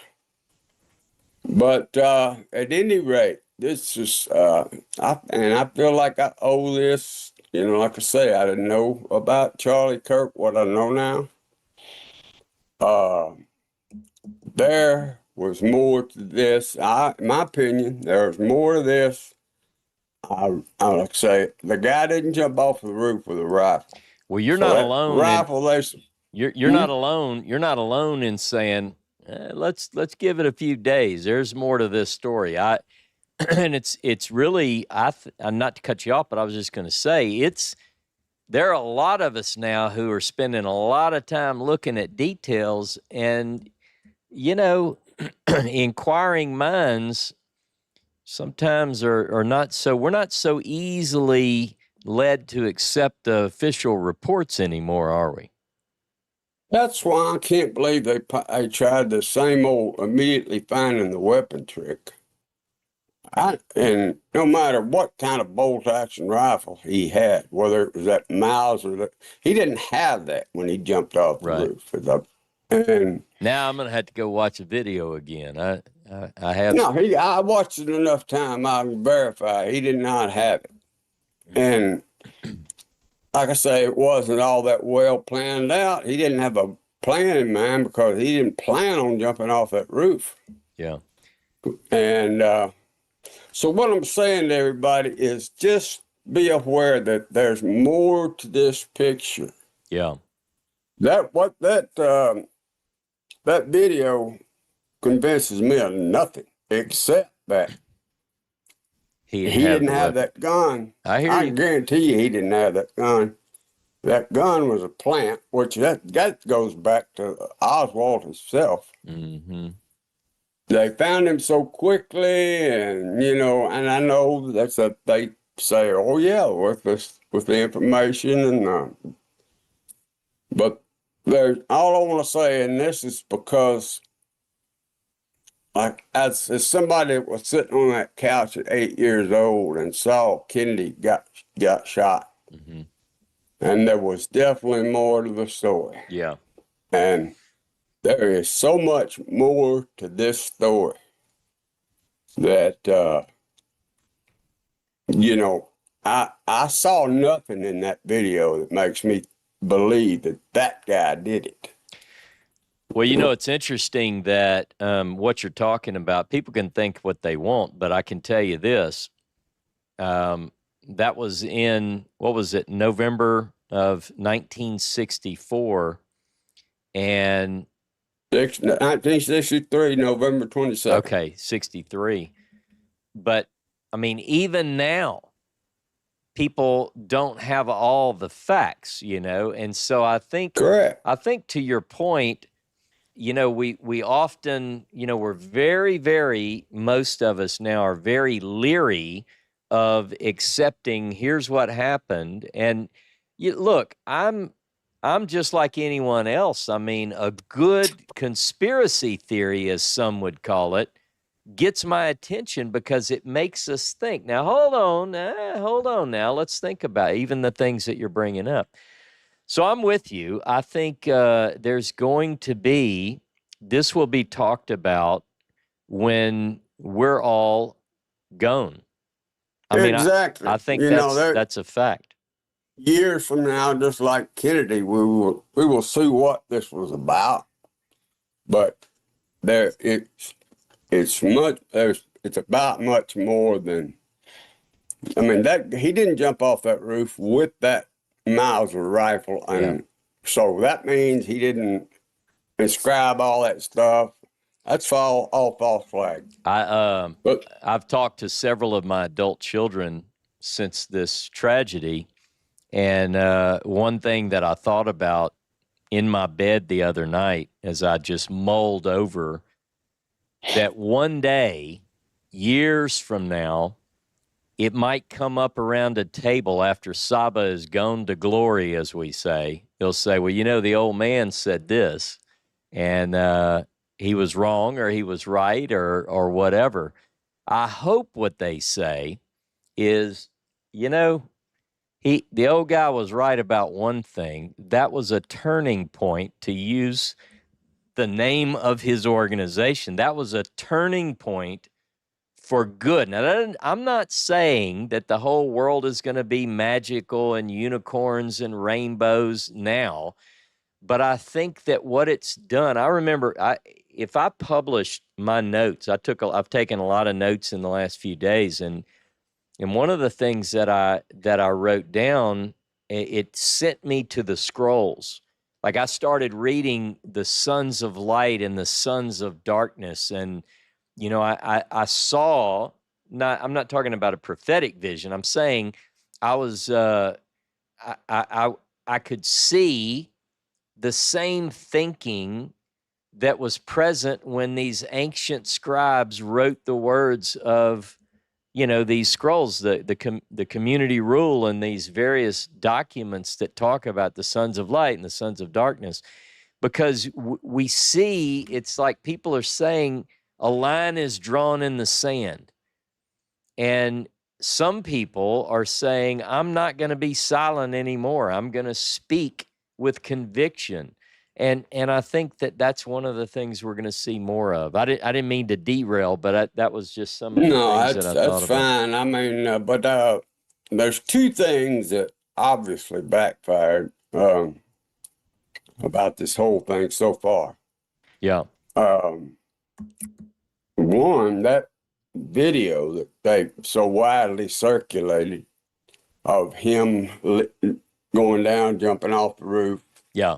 Gotcha. That, to me, is more evidence that he didn't do it, or that he didn't do it the way they said he did it, and he didn't put that rifle. He didn't have that rifle, and wherever they found it, I was put by somebody else. Well, there you go. Now, keep your eyes peeled. You heard it here. Well, while I got the floor, I do want to say one other thing, and this doesn't have to do with that, and it just something occurred to me this week, even before this tragic event. Yeah. And I know we search scriptures, we find anachronisms and things like that. Yeah. But if you think about it, there is no country that ever wrote their history with having admits to them having done anything bad. Yeah. They never do it. Egyptian history, they don't even mention the Exodus for whatever reason. Any history, always good, except I think American history sometimes lately we've been pointing out things like that. Yeah. And I see James Brumgard making. I'm going to get back on my. What I'm saying is, nobody wrote their history. So if these things were written when they were in diaspora or whenever, they're admitting to all these faults. Yeah. Nobody does that. So even though they wrote it down as if you want to look at it as history. You know, simple, honest history. Instead of, like you said, transpiring at this time, you know. Right. Which we're all aware of that by now, thanks to you. I see a couple of comments about that James Brumgard is posting. I used to be a part-time gunsmith myself. Very familiar with Mausers. Mausers, which is the gun they found with a Mauser. Very familiar with what it takes to convert one, and I loved them. You know, I always, they were, to me, the best. But I see a lot of things that these supposed gunsmiths are saying, and some of them are so far off, like the cold shot being the first shot from the barrel before it heats up. Sure, but even an accurized rifle, mine would usually be, after I'd accurized them, that first cold shot would be a ½ inch maybe different than the second shot. But it has no, I don't know, accurized rifle. Now you're going into means details nothing. that we don't understand, so just remember that. Yeah, I'm going over people's head, but I couldn't help, because I see James, and I know a lot about. I used to, know a lot about Mauser. I had several of them. Anyway, so I'm going to get off of here, and all I want to say is, we at the very least, we owe it to this young man to realize that we need to keep our eyes open and keep our minds open. I hear you. He's dead and he's gone, but we don't know why this happened. I got you. I'm like you. I'm gonna keep my eyes open, my ear to the ground, and do what I can to kind of pick up the legacy and do my little part. And I think a lot of people are going to do that. So, Michael, always good to hear from you, brother. Thank you, Ross. Shabbat Shalom, Shavua Tov to everybody. All right. Well, hang around. Lori and Justin are about to come on, so Take care, brother. You too. All right. Now, hello, Lori. Hello, Justin. Hi, we're in different houses today, so hopefully right. you can hear me okay. I'm on my cell phone. I can hear I'm you up- fine. Perfect. I'm up visiting my daughter, so Okay. I will tell you I really don't know anything about the gentleman that was shot. Before he was shot, I never heard his name other than my dad's name was Charlie, and if that's any indicator of the kind of person he was, then he probably had a very extreme heart. So I'll leave that at that. Yeah. I hope you don't mind. I'm going to jump back into our Torah stuff today because I have a question that I've been actually waiting to ask you. So this is perfect. Because I was looking at the Moses scroll again and trying to understand if the 10 words were actually tied to the blessings and curses. Mm-hmm. And then I went back and it occurred to me that the blessings and curses first appeared in the Bible before the 10 words.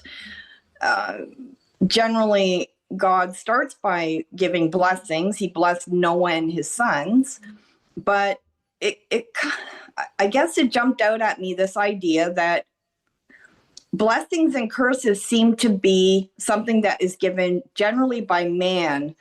So Noah cursed Canaan first.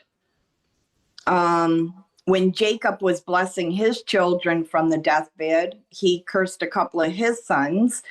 But I noticed the pattern of the patriarchs on their deathbed calling the children in to bless them. Mm-hmm. Even when Abraham died, I think there was a part, and I apologize, I'm not at home, so I just don't have access to all my resources. That's all right. To be able to.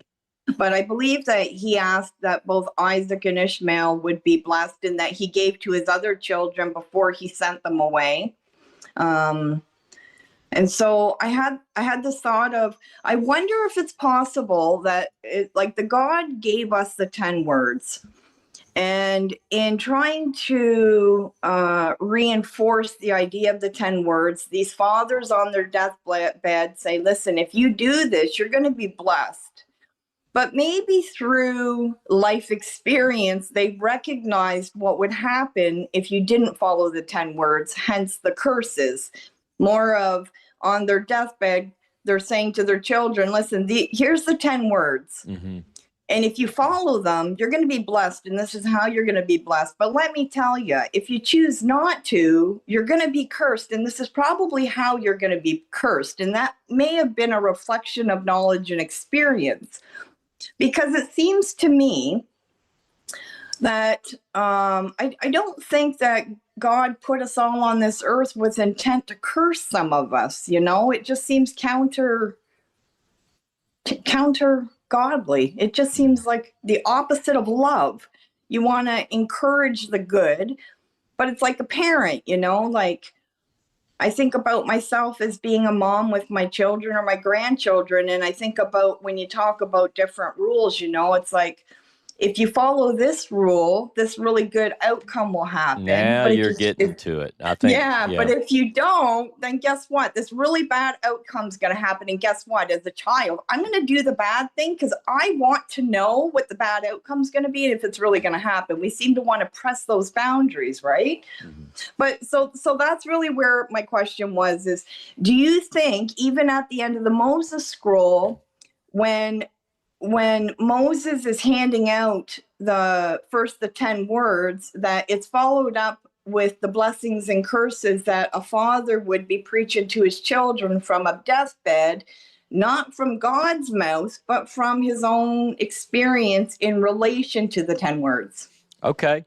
Fair enough. Excellent. And I think you're thinking the way that fits more appropriately with what's going on here. So in one of the things that that Jono has said, and he and I have really debated this offline, is this idea, you may have heard him say, so wait a minute, we have these penalties for disobedience. You stone this person to death or do whatever.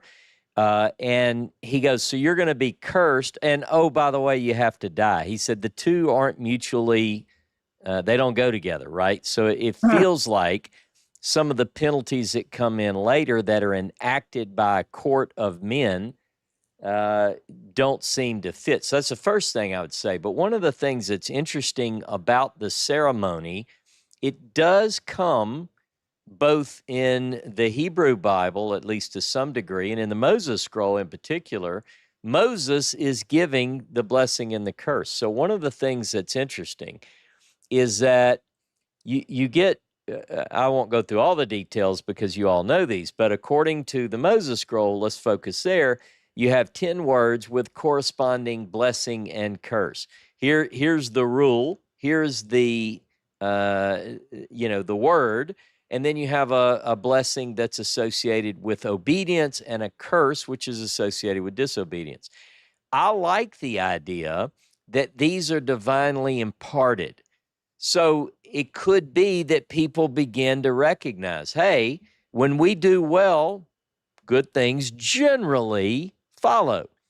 When we don't do so well, bad things generally follow. Now, using my example as a parent, it's funny because I've really been with my wife since we were kids. We dated the first time someone else had to drive, right? But so just to make this point, I know how bad I was, and I know literally how good my wife was. I mean, this isn't false, like just for an example. I was bad. And so she might have been attracted a little bit to the bad boy. She didn't set out to marry a preacher, I don't think. But she never, I can own look, I'm not getting into, anything about alcohol. I don't care what other people do. I was a wild man.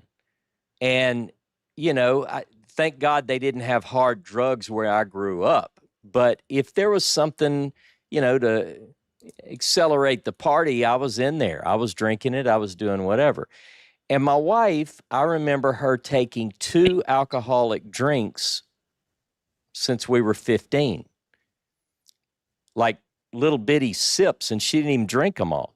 So when we're talking to our kids, I can pull them aside and say, hey, listen, I'm telling you right now that this is what's going to happen if you do this. And my wife might have some input, but it's usually wrong on that, other than what she saw happen to me. But I can tell them from experience. So there could be some of this in the biblical narratives where if you do this, generally good will follow. You're going to be blessed, and you're going out and you're coming in. Now, we all know those cases in our own lives and in the world at large where bad things happen to good people and so forth. But generally, if you do these things, if you avoid these bad things, then good things will follow. I think the ceremony, both in the Moses scroll and the blessings, well, not the blessings, they don't exist. The blessed bees exist. Read my paper. But good things are presented as the outcome of doing the right thing, of obedience to the 10 words, and bad things now here's the other thing. I interrupted myself. I think that the curses, for instance, the blessings and the curses are not something that humans give for obedience and disobedience, but they were originally written to say that heaven will distribute the good and the bad. Now, we also know that sometimes justice moves slowly. Like we see somebody who really does bad and we think, I tell you what, they need to take that guy and, do whatever, execute him or whatever. So then we begin to add these, I'm not saying this is right or wrong, but we begin to add laws that say that we're going to help God in the distribution of these bad things, right? So I think that it's important to recognize some of what you're pointing out. And I'm going to turn it back over to you in just a second, but I think for me, the blessings and the curses corresponding to the 10 words, here's the word, here's what happens when you do and what happens when you don't. Shabbat. I mean, that's a classic example. And throughout the biblical narratives, we get this idea, Isaiah 56 example, the person who embraces the Shabbat will be blessed. He'll be given a name higher than sons and so forth. So anyway, just back to you, Lori, but I think you're right. As a parent or as someone who has been parented, that's all of us, whether you have children or not.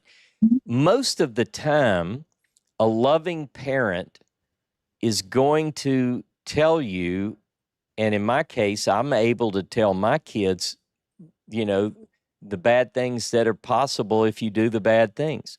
My wife's not so much trained at that. So I can tell them, look, I wouldn't drink too much of that because, here's what happens.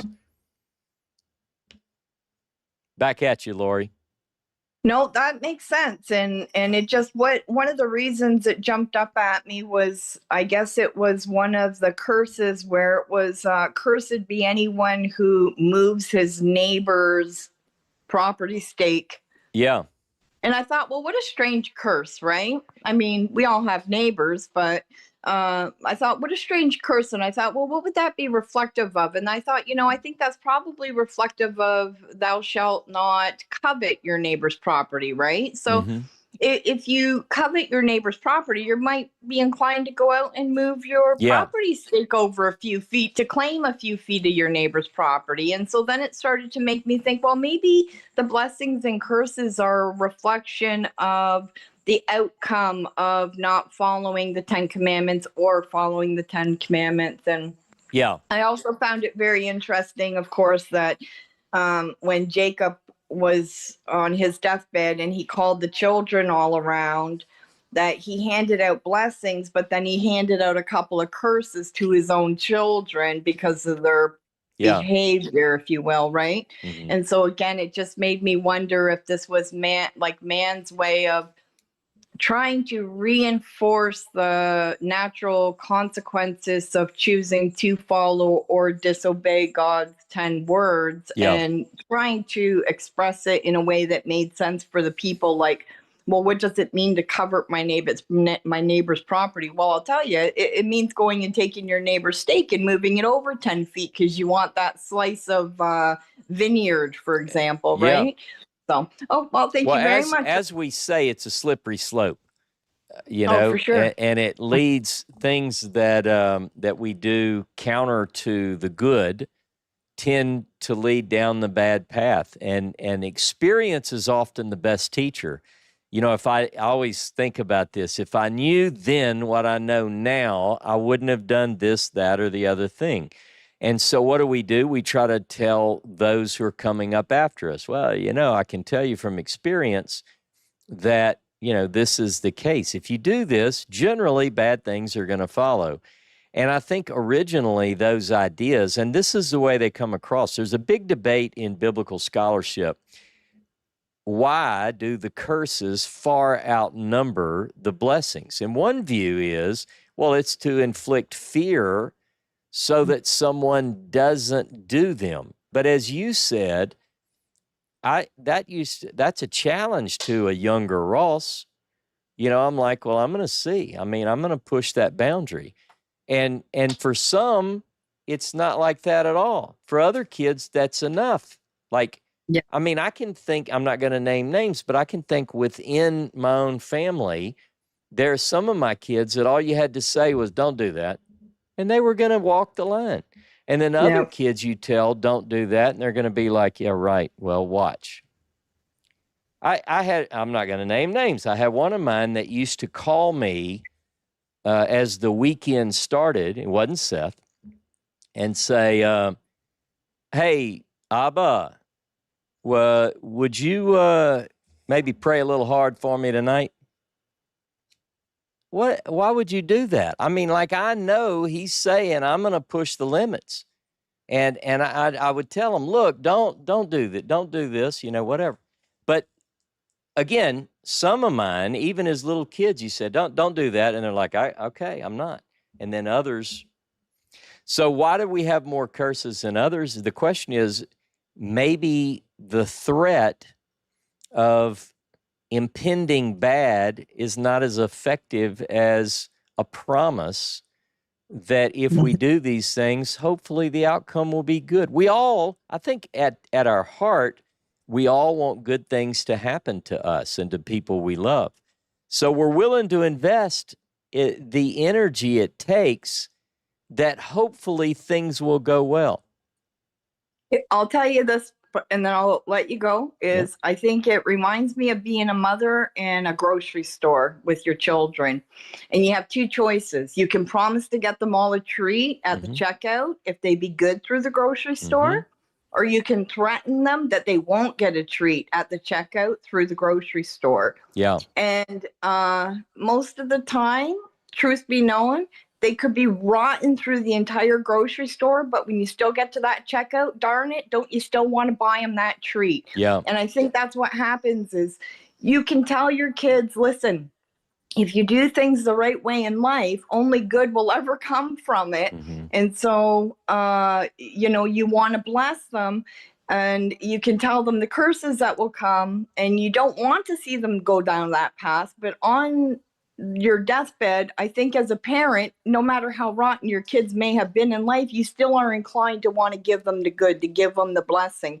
And so maybe the curses are a way to try and just stress it, 2 curses for every blessing, to try and stress because we just know that it's in human nature to maybe do opposite to what we are told is good for us. Yeah.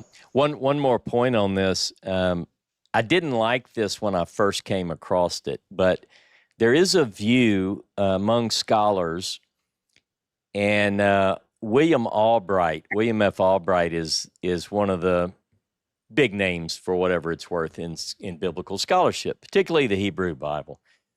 And if I'm not mistaken, he was the first to propose that Deuteronomy's list of curses in particular was edited later, right?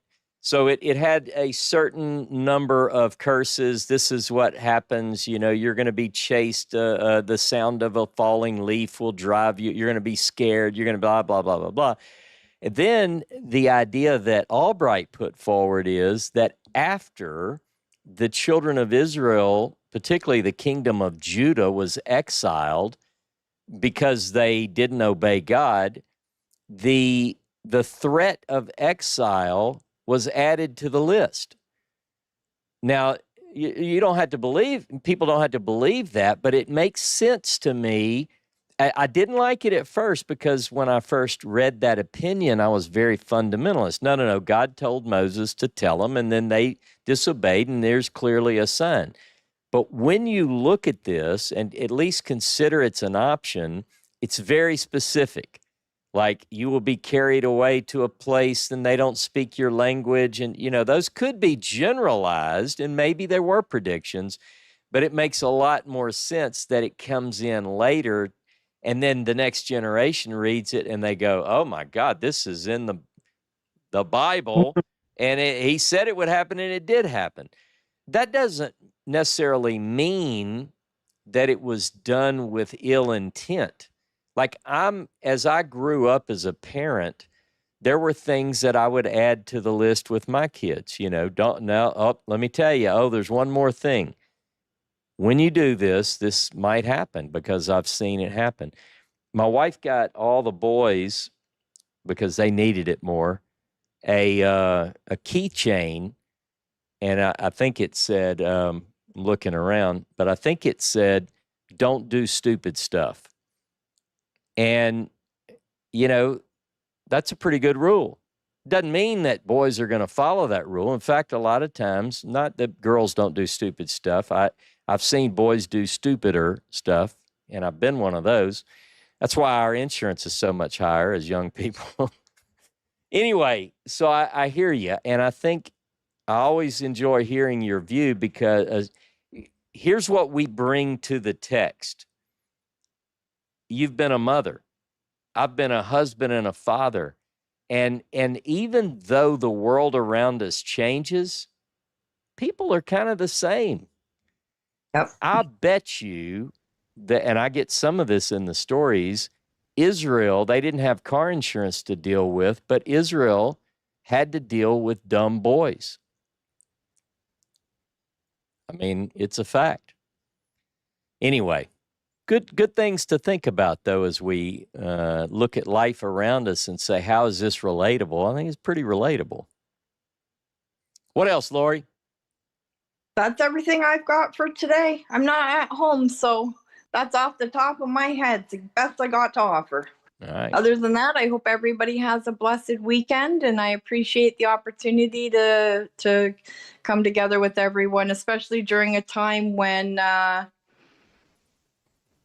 it would be very easy for people to want to shrink back from publicly talking about sensitive topics, and that's the hardest part of these kinds of situations, is that it can cause people to become afraid and to want to shrink back. And, I think that's the whole thing, is that we need to not do that. We need to continue to trudge forward. And the adversary is always going to throw a stone in the path. And when terrible things like this happen, I just try to think of Joseph. Mm-hmm. And I try to think of when he said to his brothers, what you meant for bad, God meant for good. And so I can only pray that in this case with Charlie's family and with his life, that what this person meant for bad, God means for good, and that we will see his mighty hand bring very, very positive things from this very, very sad and unfortunate circumstance, because he seems to have this incredible ability to pull the most miraculous outcomes from the most tragic events. Amen. Amen. Couldn't have said it better. Now, just real quickly, how long does Justin have before he really needs to tighten things back up? Does he have a day? Does he have 12 he's hours? got till tomorrow morning. But you know what? I'll tell you, he's a pretty good man, so I don't worry too much about him getting too loosey-goosey around the house. The dogs, the dogs keep him in check, and truth be known, I could see he was watching me on camera the whole time, even when you were speaking. So I know he misses me. Yeah, that, and he wants to make sure at your surroundings that you are where you were going to be, so and not on the way home already. That's the other thing. Like if you were talking from a moving vehicle, he might have turned his camera off. And ran and did dishes, right? I got you. Hey, always good to hear from you. Enjoy the time with your daughter. Many blessings. And I'm going to bring Charles Sutton up. Thanks, Lori. Thank you. Brother Charles. Wait. There you go. There he is.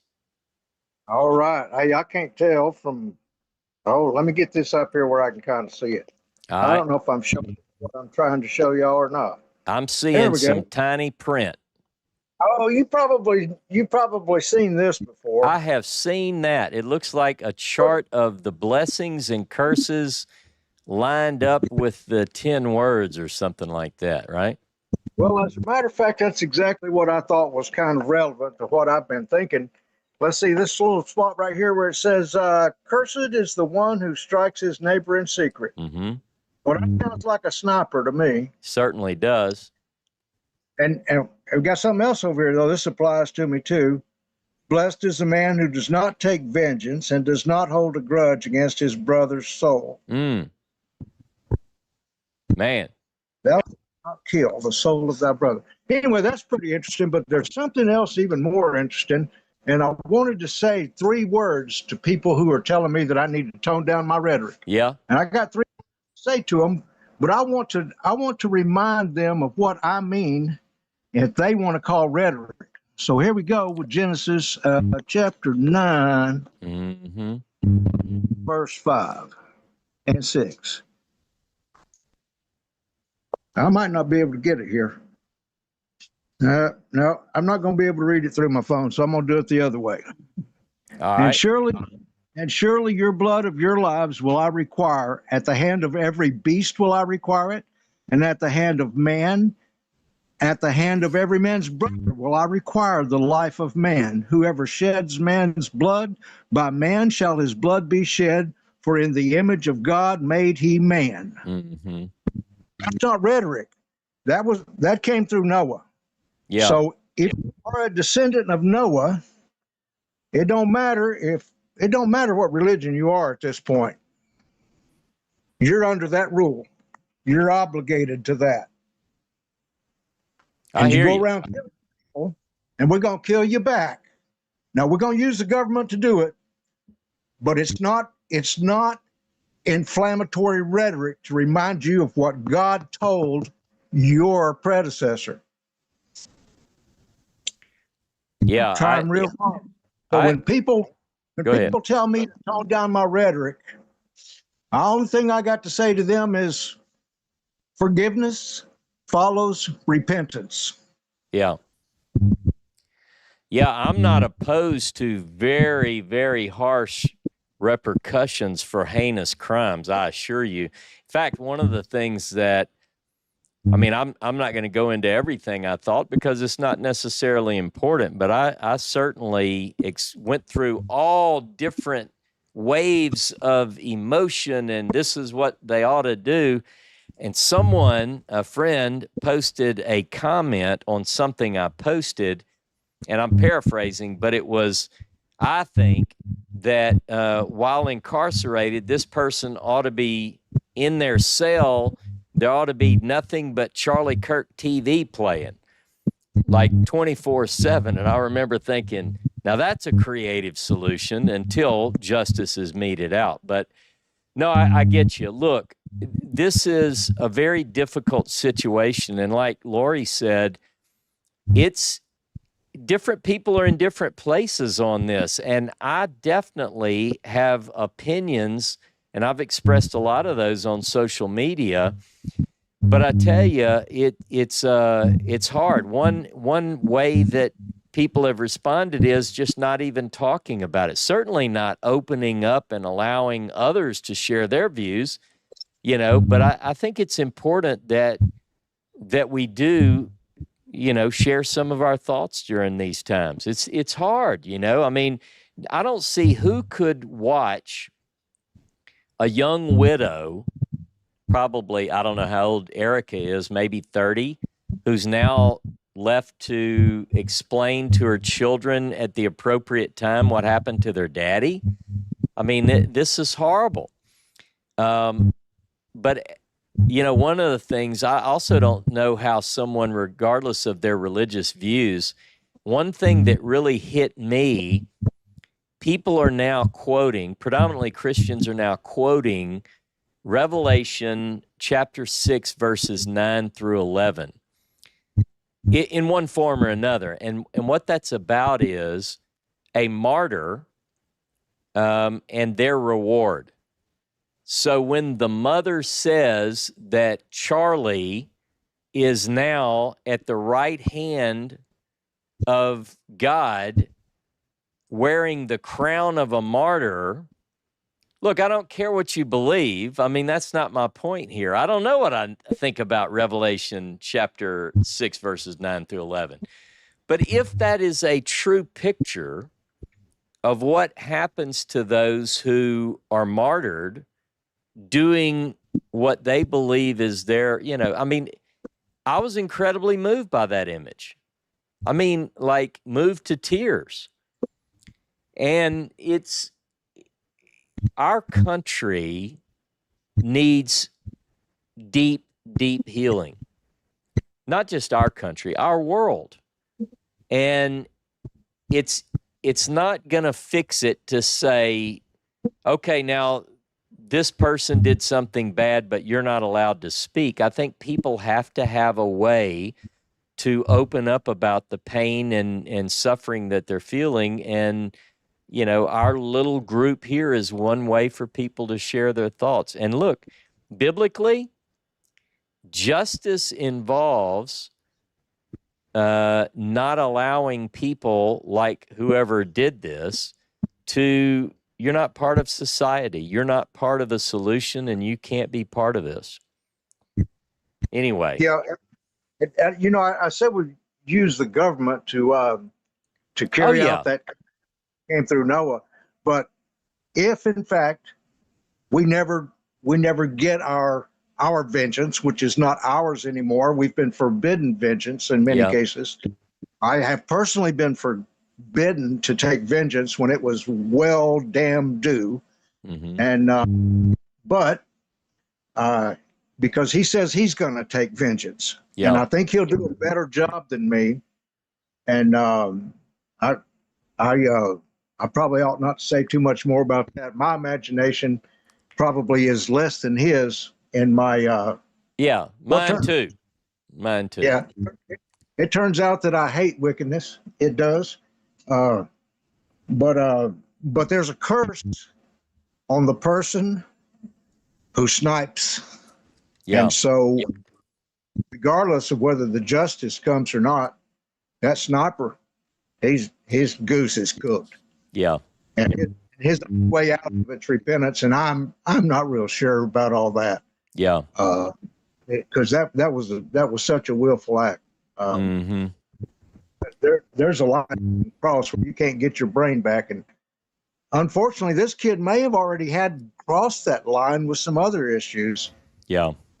No, that's not my call, and so it's not my place to take vengeance. But I take comfort in the fact that there is a curse on a sniper. Yeah. I take comfort in that. I take comfort in the fact that there will be payback. There will be a settling of scores. Yeah. And you know that I'm nowhere near physically what I used to be. I think that's that. all of us. I think that's all of us.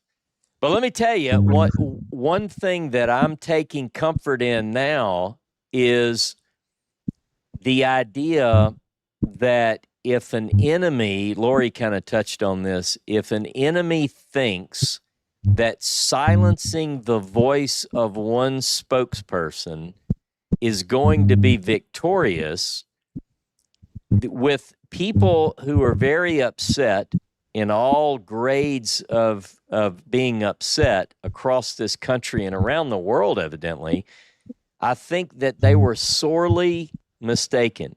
Now, we may not be as eloquent and articulate as Charlie, but I can tell you that when people look at his courage, I think that more and more people are going to step forward and be very courageous in their and they're going to take that conviction that they've held back for a long time and say, well, I don't really want to say that because it might upset somebody. There is a way to do it, and while none of us may be as good as a Charlie Kirk, I think it's giving people courage to say, no, here's my view, and I'm welcome to share my view too. And I think that is going to be one of the greatest retaliatory things that we'll see from this, is that they thought a bad deed would silence, and they're going to see that didn't do it. That's, whatever else happens, I think that's going to come out of this. So, no, I understand where you're coming from, brother. Yeah. There's people saying publicly now that those of us who are offended at the death of our brother, that we need to calm down our rhetoric, and yet it was their rhetoric in most cases that contributed to this child getting his head screwed around so bad that he actually thought that killing someone was the answer. Yeah. That brain was damaged, and there's people that did that, and now they tell us to tone down our rhetoric. No, I ain't forgiven until you're repentant. Yeah. That's all I can say about it, and that's my response to them. Brother, I hear you.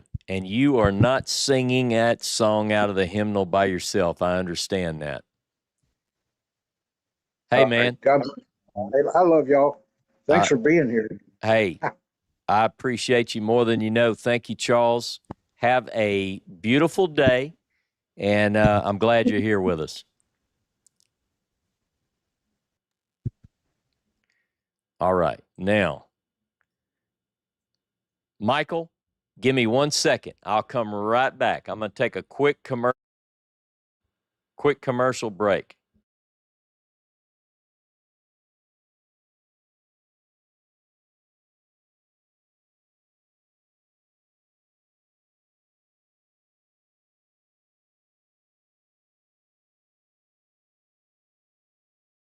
I was going to write down and show you. I just got notified there's 10,000 people on the streets of London with Charlie Kirk signs screaming Christ is King.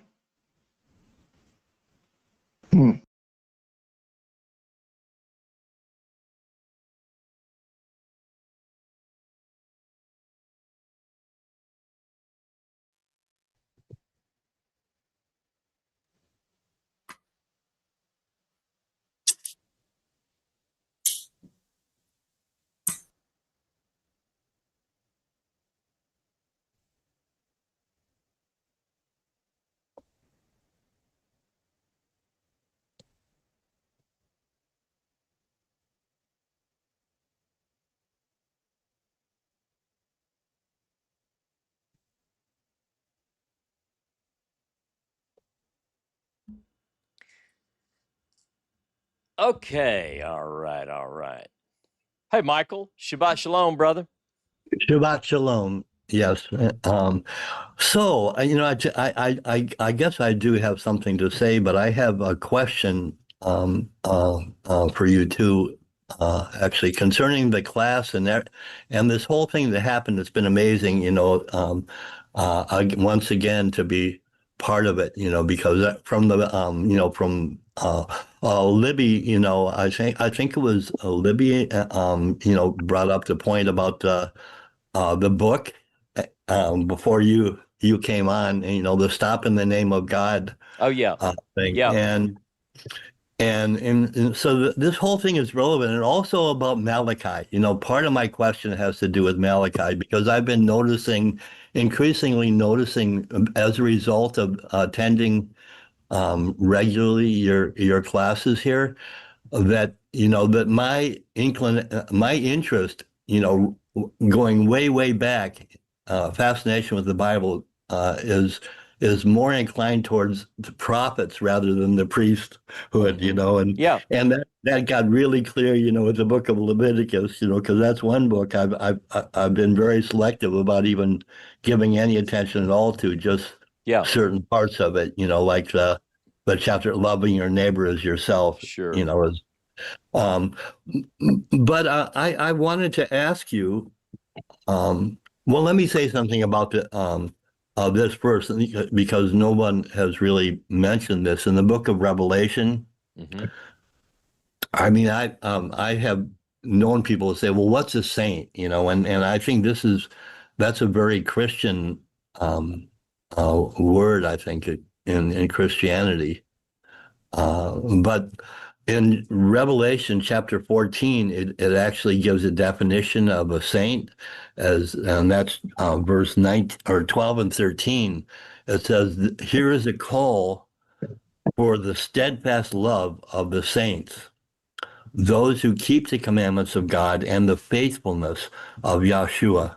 Mm-hmm. And of course, that gets translated differently. Sure. But as faith, sometimes the faith in Yahshua, but I believe accurately, it's the faithfulness to keep the commandments of God and the faithfulness of Yahshua as an example. And anyway, then it says, "I heard a voice from heaven saying, 'Write this down. Blessed are the dead who die in Yahweh from now on. Yeah. Blessed indeed,'" talking about blessings, "says the Spirit, 'that they may find rest from their labors, from their work, because their deeds follow them, their actions follow them.'" And that all makes sense to me. The keeping the commandments of God. If our action is that, and our work is for the Creator, our service is to the true God, the living God, then we will find rest from our labors, because it's not just the place where rest is in that which never changes, and we're told that in the scripture that Yahweh never changes, and so to stop in his name, to find rest in his name, is the only place where we can stop, because all the things that people can debate about and argue and question, they change, from time to time. They're in the realm of ideas and opinions sometimes, and beliefs, whether they're true or false. And these need to be discussed, but the place where we find rest is Scripture is always pointing us to doing the instructions that God is giving us, so we actually choose life. you know Yeah. Yeah. is that next week? Is that the Torah portion? I believe it is. It might be the following. Let me see. Yeah, we're getting closer to the end. Yeah, Yeah. we're getting closer. Nitzavim, let's see. We did Kitavo, Nitzavim 29, Deuteronomy 29:9 to 30, verse 20 is next week. So, yeah. Okay. Yep. So the one We're coming up. We're coming up on that. Yeah. So that's a wonderful chapter. But so here's my question, to you, because I do have, really a question this week that I'm kind of struggling with, like, I'd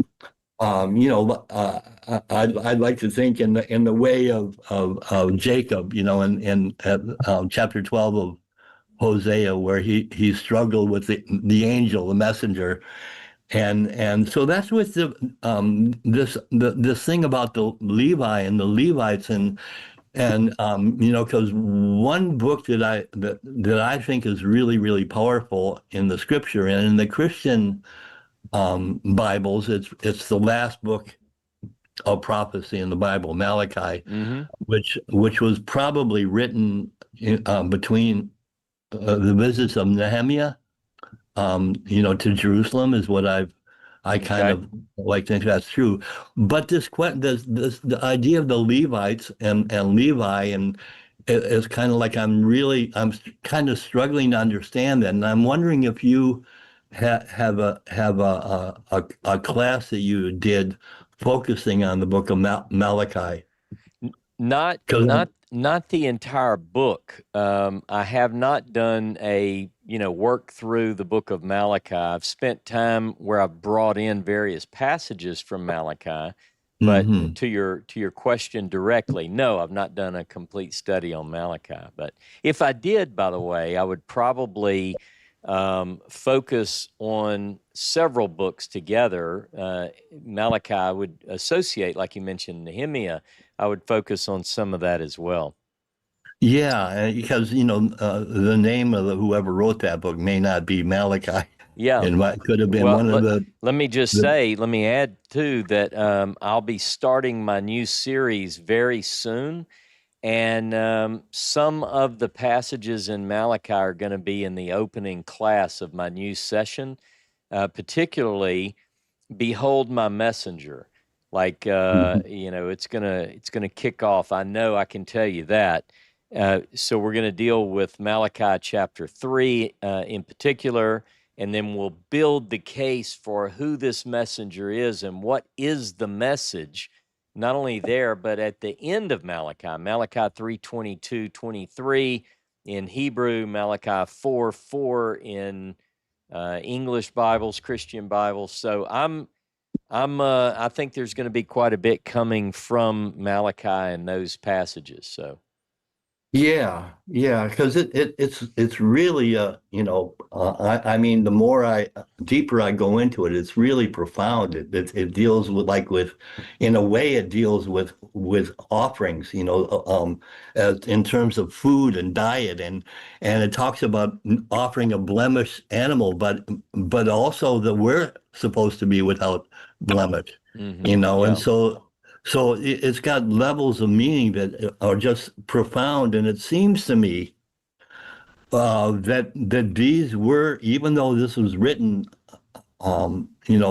hundreds of years before, that it actually does everything that if what the things that may or may not be true in Scripture that I believe are true, they were played out. You know, when he talks about bringing the whole tithe, Yeah. and I know tithe means a tenth, but the whole tithe is to bring everything you have, you know, to me. And so it seems really interesting that these things were played out in the first century, at least, you know, in many ways, you know, and the name, the taking the name seriously. There's a whole chapter about that.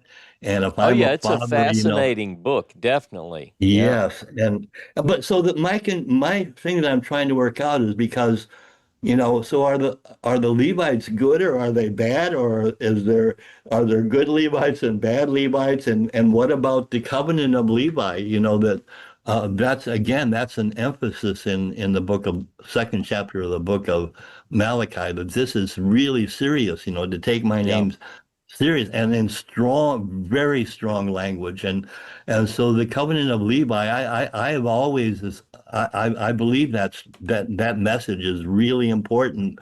But then, you know,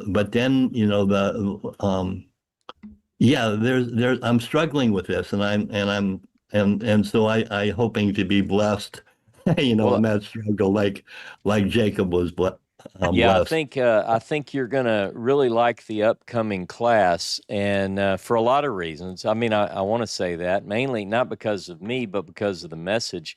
One thing, and I'm going to talk about this in a few minutes before we sign off. I know we have a couple other people, but in Malachi 2:7, my new Bible, my renewed Bible, I've begun to mark it and put all of my notes and things in it.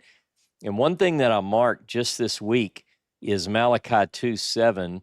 For the priest's lips should keep knowledge, and they should Mm. seek the law at his mouth, for he is the messenger of Jehovah of hosts. I mean, there's a lot to unpack there. But there is quite a bit in the opening chapters of Malachi, particularly chapter 2, where it deals with the good and the bad. The corruption, yeah. Yeah, the corruption. And so is the covenant, what is the covenant of peace? What is the covenant? What is the original? What's the covenant? And what are those people who are in trouble? What are they in trouble for? And some of our answers do come from that. And I think it's significant that both the Dead Sea Scrolls and the Christian New Testament both address this from similar ways. And we see in the scrolls, for instance, that they are at odds with the established priesthood. And why Yeah. are they at odds with the established priesthood? Well, they feel like they're doing things counter to the original plan. So we're gonna unpack all that. Not today, but I think we're gonna be unpacking some of that in stages as we work through these texts. So I Yeah, and appreciate that you brought it up. That's one thing yeah, I'm really I'm looking interested forward in. Yeah, to that, and I'm enjoying, you know, the whole unfolding of it, and that includes what's happening in the world. You know, yeah, uh, you know, I was this discussion in the today, you know, in the after class discussion. It reminds me of the first chapter of the book of Habakkuk, which is prominent in the Dead Sea Scrolls. You know, the commentary, the first cave, there was a commentary on the book of Habakkuk and his struggles that he went through. Why am I surrounded by violence and contention and that Hebrew word for violence being Hamas? It's just mind blowing, all the things that are happening, you know, that are disturbing and yeah. causing people to question, and I'm sorry for the people that are just confused, you know, because it seems clear that there is a purpose in Yeah. what's happening, you know, and that maybe what you're doing and what maybe what our interest here is in finding clarity in that, you know, what and that first paragraph, you know, in Habakkuk, you know, people here that are listening now should look at that and read it, you know, and the struggle that I don't know if you call them complaints or questions or just like really being disturbed and needing an answer, crying out, you know, I mean, literally, you know, strongly, just help me understand, Yeah. Yeah. and that's where our help is going to come from when we understand. And so thank you. And just the things that you said, yes, I know those quotes in Malachi, because it's a very fascinating book to me. Amen. But yeah, so there it is. It's the corruption. Yeah. That's the problem. There's nothing untrue about how important the covenant of Levi is, and it's also interesting. And I hear people, well, were they Egyptians? Were they converts? Well, that's interesting, isn't that fascinating? And how Cyrus is the only person who's called the Messiah. It's Oh, just like yeah. there's these two groups. There's because people, oh yeah, Jews, Israelites, Israel, but then there's always this thing that comes in that's just like, who is really free? Who is? I heard Tovia. I don't remember that he had one of the most inspiring things of Tovia Singer that I heard, and I like Tovia Singer. Yeah. I don't agree with him completely, but he knows parts of the Bible and has good answers to things. But the most inspiring thing that I've seen by him online was a discussion that he had with I don't remember her name, but it was a woman, Robinat, and they talked. The discussion had to do with righteous Gentiles and Jews, and it was, if anybody can find that, it was amazing because Tovia, he didn't even want to talk.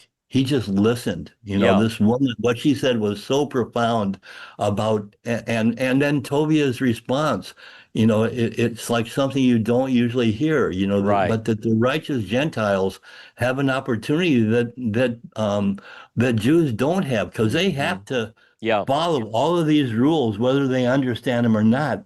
But we can really look for answers that, in a way, are prohibited for Jews to even ask or question. Yeah. So, and I think that's why I don't identify with any particular religious group, and I find it inspiring that you also don't, take a position in terms of an established. Yeah. And that's why that's what makes you so respectable, I think, to people, is because you don't start with a conclusion. I've been there, Michael, as the story Yeah, goes, and I've got those I know, T-shirts. I know. Good Yeah, stuff. so thank you. I won't say any more because, again, it's been a long time, but thank you for helping me understand. Well, Michael, I look forward to seeing you again, especially when we start this new study, because some of your questions, I'm going to attempt to lay out my view on them, and we'll definitely be getting into that as we continue with this work. So, Shabbat Yes, Shalom, brother. oh, Shabbat Shalom, and I'm moving very soon, so I've been struggling with trying to move, for over half a year, Yeah. and not really wanting to move, but necessary, and so it's almost in a place where everything is moved out and cleaned up, and so that's affected me. It's just like I don't feel like I'm all as focused on. I can't focus as much, as I was at one time Well, on hopefully everything. you'll get moved safely and efficiently, and someone will step into your life and they'll help you do that. So it's always good to hear Oh from you. yeah, it's there. It's the help is there. Good. My name. Yeah. Well, Good. thank you anyway. Hey, And God bless you, Shabbat brother. Shalom, and God bless you too. God bless everyone here. Shabbat Shalom, Michael. Shabbat Shalom. All right. Hey, Justin. How's everybody today? Man, I'm telling you, I'm doing much better now that you're on. Oh, thank you.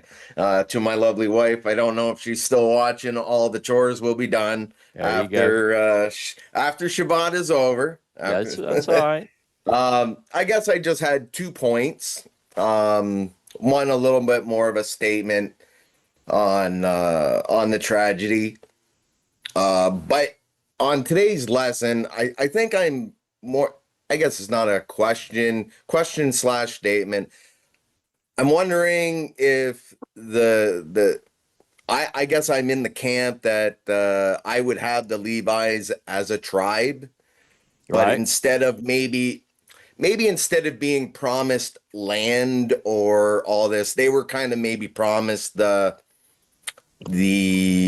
official status or the priestly status, and that was their inheritance instead Mm-hmm. of land. And because maybe God knew all these other tribes were going to war over who had what, and Yeah. and this and that. And so I think when you and Jonah were talking about those parts, that's what it just occurred to me. Sure.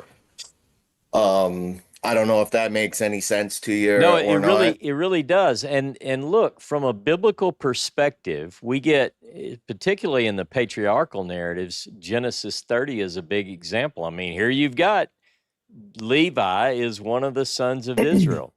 And so to say anything otherwise is to challenge that. And so a position from a biblical perspective is, no, they're one of the tribes. And how do we deal with some of these other texts where they're not listed?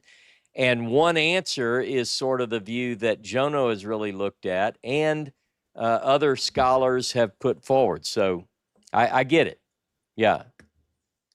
And then just on the, I feel like this idea happens in these classes and uh, the Zoom calls here. So more in closing, I was a fan of Charlie Kirk. Yeah. So I more wanted to quote him.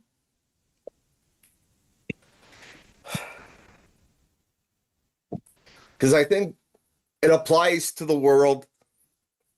And on Michael's last point, to piggyback off of him,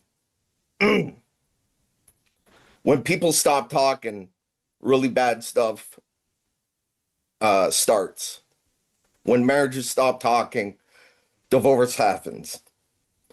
When civilizations stop talking, civil war ensues. Mm-hmm. When you stop having human connections with someone you disagree with, it becomes a lot easier to want to commit violence against that group or person. Mm-hmm. What we as a culture have to get back to is being able to have reasonable disagreements where violence is not an option. Amen. God bless Charlie Kirk. God bless all of you. That is beautiful. Yep. It is. It's amazing that someone in so few years could be so wise, but you're right. Yeah. And the person that said those words that you just quoted is not here. But those words, as it has been said about other great orators and leaders in our past, those words will live forever, and they are more true today than they were on Tuesday. Well, I definitely feel like that's what Lori and I get out of this group, is that, like you've stated, we can all be in different places theologically, ideas, different opinions. And what happens here that maybe happens in other groups, I don't know. I hope so. But I hope so as well. But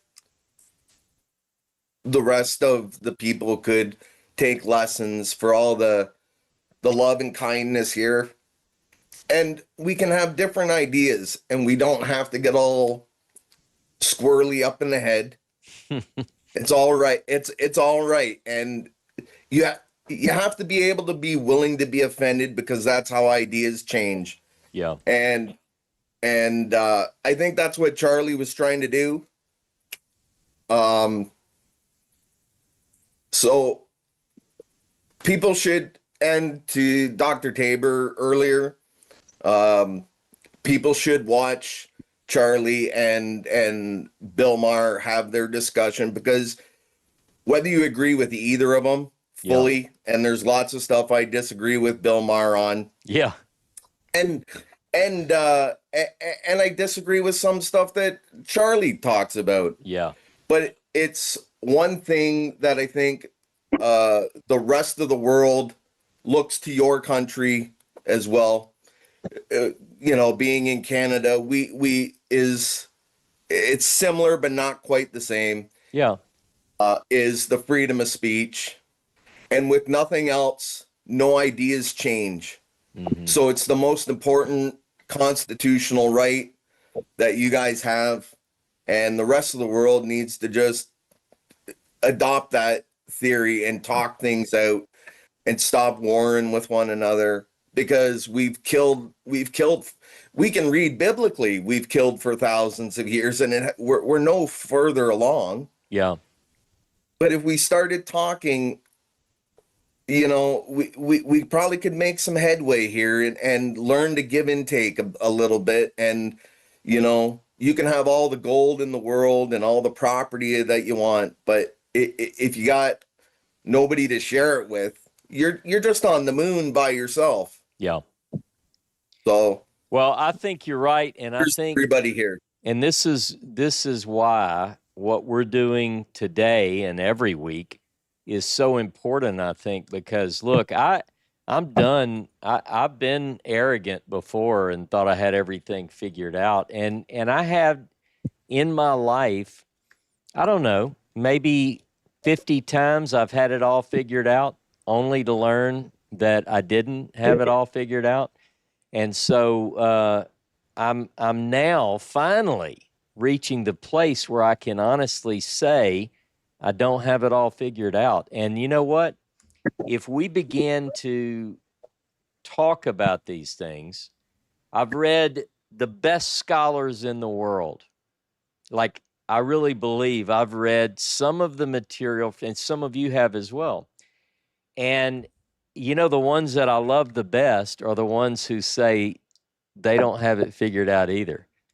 And so when Jonah and I have these discussions and we get into things and, we say, well, I don't know. I mean, look, Levi's not mentioned here. They don't even bring up this. And, we're discussing the parameters within which the truth probably exists. And so what I'm going to do coming up, after the next couple of people talk, I'm going to bring up a few points in closing about what I feel is coming in the next study. But I want to reach a group of people, I've always wanted this, who don't necessarily agree with me. They don't necessarily agree with me, but I think that in that openness and in that communication channel is where we're going to solve some of these great discussions. And even if we don't figure out everything, I think we'll get a lot closer. As they say, 2 heads are better than 1, and 20 is probably better than that. And, the more of us that are putting our heads to it, I think the closer we get to making sense of some of these things. So, right on. Brother, I appreciate you. You two are some of my favorite Canadians. All right. Miriam, Shabbat Shalom, sister. How are you? Shabbat Shalom. How's it going? Okay, you can hear me. I can hear you fine. Good to see you. Class. Good to hear you. Thank you so much. History tends to repeat itself. Mm-hmm. There's nothing new under the sun. The scripture says, there's also things that are out of our control. We wish we can control, but we have to just go with it as it happens. And some things are like diagnosed, what do they call it? Forecast or possibilities. Yep. Mm-hmm. And when you're in the public's eye and you speak in truths, you will be confronted a controversy. It brings me all the way back to the 60s with the Kennedy. Mm-hmm. Same thing. He was that same kind of man. He wanted good. He was going for it, and evil tried to stop it. But God always prevails, Yeah. no matter what. And so, sometimes you want, okay, well, we talked about the curses and the blessings on today. Yeah. Some are hereditary and some are spiritual. So my first question is, how can we really know how to battle that? Which is spiritual, which is hereditary? I can forecast one or two, diabetes or something. Okay, I'm All gonna right. stop it there. High blood pressure, let's keep going. No. Right. Well, to your point, and by the way, I understand what you're saying there. Some things, whether we can find a match for them in the biblical text, we do have certain things that we battle with based on our culture and our upbringing and our hereditary, what it is that we get from our parents, both in passed down in the DNA as well as passed down in the home. Sometimes those are good, sometimes those are bad. Even if they don't necessarily line up with the biblical blessings and curses. So I get you. The main thing I think that I would take away from that proposal is we fix the things that we can, and sometimes, I mean, I can look back at my family's medical history, and there are things that I might be more inclined to have because my dad had this, my mom had that, the grandparents. So we work on things like diet and exercise to sort of stay off as much of that as we can, if that's possible. And then the things we can affect, the things that we can have a positive impact on us, we fix those. The things that we can't really fix, we just pray and do the best we can. So, but I think most of the things in the biblical text, we can do our best to follow the ways of God and exemplify the right principles in our life for those of us in our immediate family and those that are in our extended communities. And thereby, at least according to the biblical account, we're inclined more towards the blessings. So hopefully that helps. That's the ideas that I have anyway. Other things that we can't fix, it's not that we just don't think about them, but we certainly don't waste a lot of energy on them. So are we as in life more inclined to deal with curses or trials and tribulations versus blessings? It seems like that was stated, more of curses and less blessings in life. I think it can depend. I mean, some people go through life. I can look at my own life, and thankfully, to this point in my life, I've dealt with a whole lot more good, if I can tie that to the blessings, than the bad. But that doesn't mean that I've been more righteous or that I've done things in a better way. I've certainly done stupid things. I've done unhealthy things. So some people might say, well, you're just lucky. And there might be a little bit of that in there too as well. But I'm aware that sometimes bad things happen to good people. And, a lot of times, I'll give you an example. Louisiana is susceptible to hurricanes.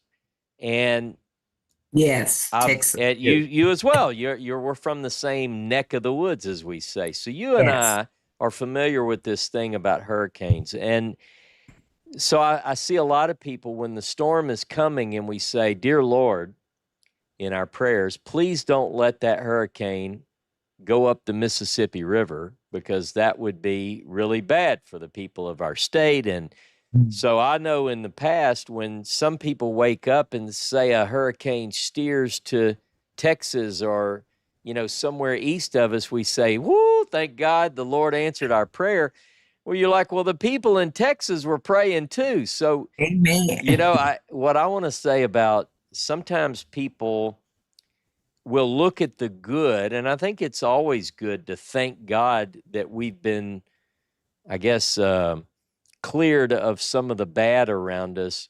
I think we tend to say thank God for that, but we also can't ignore the fact that bad things happen to good people, and we have to be willing to step in and help them too. So anyway, it depends.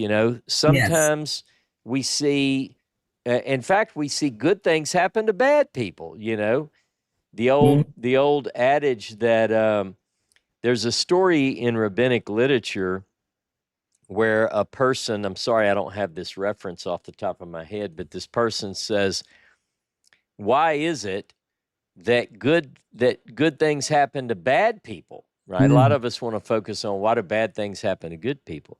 And the answer is that person receives their reward now, for they won't be part of the world to come. Whether you believe this theologically or not, that helps me.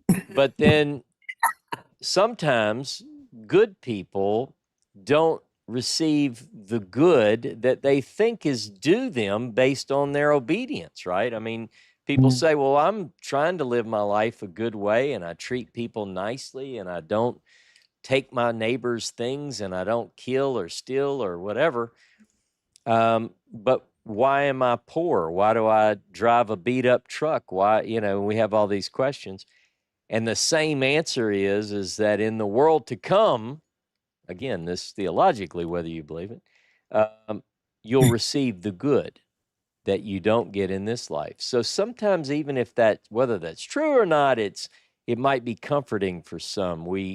There is a reward, a debt that will be repaid, if not in this life, in the life to come. And I think a lot of people look to that and it gives them hope. So sometimes optimism gets in the way, thinking that everything's going to turn out right. And, I'm a real optimistic guy. I'm one that says, everything happens for a reason. And, but that becomes very difficult for some people to embrace when they have incredibly tough things. So hope is something that we can all have, that eventually the good will win. That's kind of the way I would sum that up.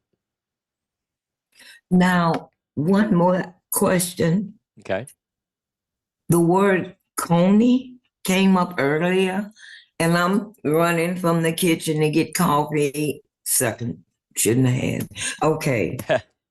The word, what does that mean again? Because I missed the definition. I'm not sure where. I don't know the context. And that's what I said. I couldn't tell you the verse. It just came up early in the beginning. So, well, I tell you what, Miriam. If you think I'm going to go back and watch again. If you do that and you see what it was I said, text me or message me and email me. You know how to get in touch with me. We're old friends. And if you send it to me, when I get that, I'll be able to help you a little bit better. How about that? Thank you. Hey, Shabbat shalom to all. God bless you. Shabbat shalom, sister. All right, Elisheva. Hey, Shabbat shalom, everybody. Shabbat shalom. Yeah, I missed class this morning. I'm going to listen in on all the good stuff. I hear it was good. Before I say anything else, I was just reading what Belinda wrote, and she mentioned that Justin had quoted Charlie and said it was something, a critical quote for our society. I think I missed that too. Can you tell me what that quote was? Well, not off. He actually quoted it, but I don't have it off the top of my mind. But it was very meaningful, as so many of these quotes are. I don't know if he'll come back on and read it again, but we can certainly post it. Maybe if you can do that, Justin, just post it in the comments so that I don't misquote it. That'd be the best way to do it. Can you do that? You have it in writing? Oh, okay. Well, let me just, you want to try to read it again? All right, hold on. I'll unmute you. Okay, go ahead. You can hear me? Yep. All right. This was Charlie Kirk. He was in a debate. I found it poignant. Like, Yep. I want to say it was probably 2 years ago when I saw him on a campus that I saw him. So he says, when people stop talking, really bad stuff starts. When marriages stop talking, divorce happens. When civilizations stop talking, civil war ensues. When you stop having human connections with someone you disagree with, it becomes a lot easier to want to commit violence against that group or person. When we as a culture, what we have to do as a culture is to get back to is being able to have reasonable disagreements where violence is not an option. Excellent. There you have it. Excellent. Hey, thanks, Justin. Appreciate it. No problem. Thank you, Justin. And I see a couple of other people, Charles Sutton and an Angel, said violence comes after the talking stops, and it comes after the listening stops. Yeah. It's basically what he was saying. Well, I did mention it last night, but this has been a very emotional week for me. My youngest grandson goes to the University of Oregon, where this shooting happened, and he's traumatized. His name is Jacob, and of course, that hit me home. Yeah. But like you said, Ross, at some point, not too long ago, that there are some things that we just can't change. We there's some things we can't do anything about, and it reminds me of the Serenity Prayer that I was reminded of again this morning. I love it. It's, God help me to, change the things I can, accept the things I cannot change, and the wisdom to know the difference. Right. I mean, I've always wanted to make everybody happy. I don't like conflict. And I always want to see what I can do. And sometimes I beat myself up because I end up butting my head against the wall because I can't do anything about a situation. Yeah. Yep. And that's kind of how I'm feeling right now regarding all of this. But the only way I can change anything is to be the best person I can be. And I think, that's what I'm going to try to do. Yep. So, and I think that's what we all need to do. We can't fix the world by ourselves, but by our good deeds, we can all work together to make it a better place. So, Brenda just asked, was my grandson at the event? No, he wasn't. Thankfully, he wasn't.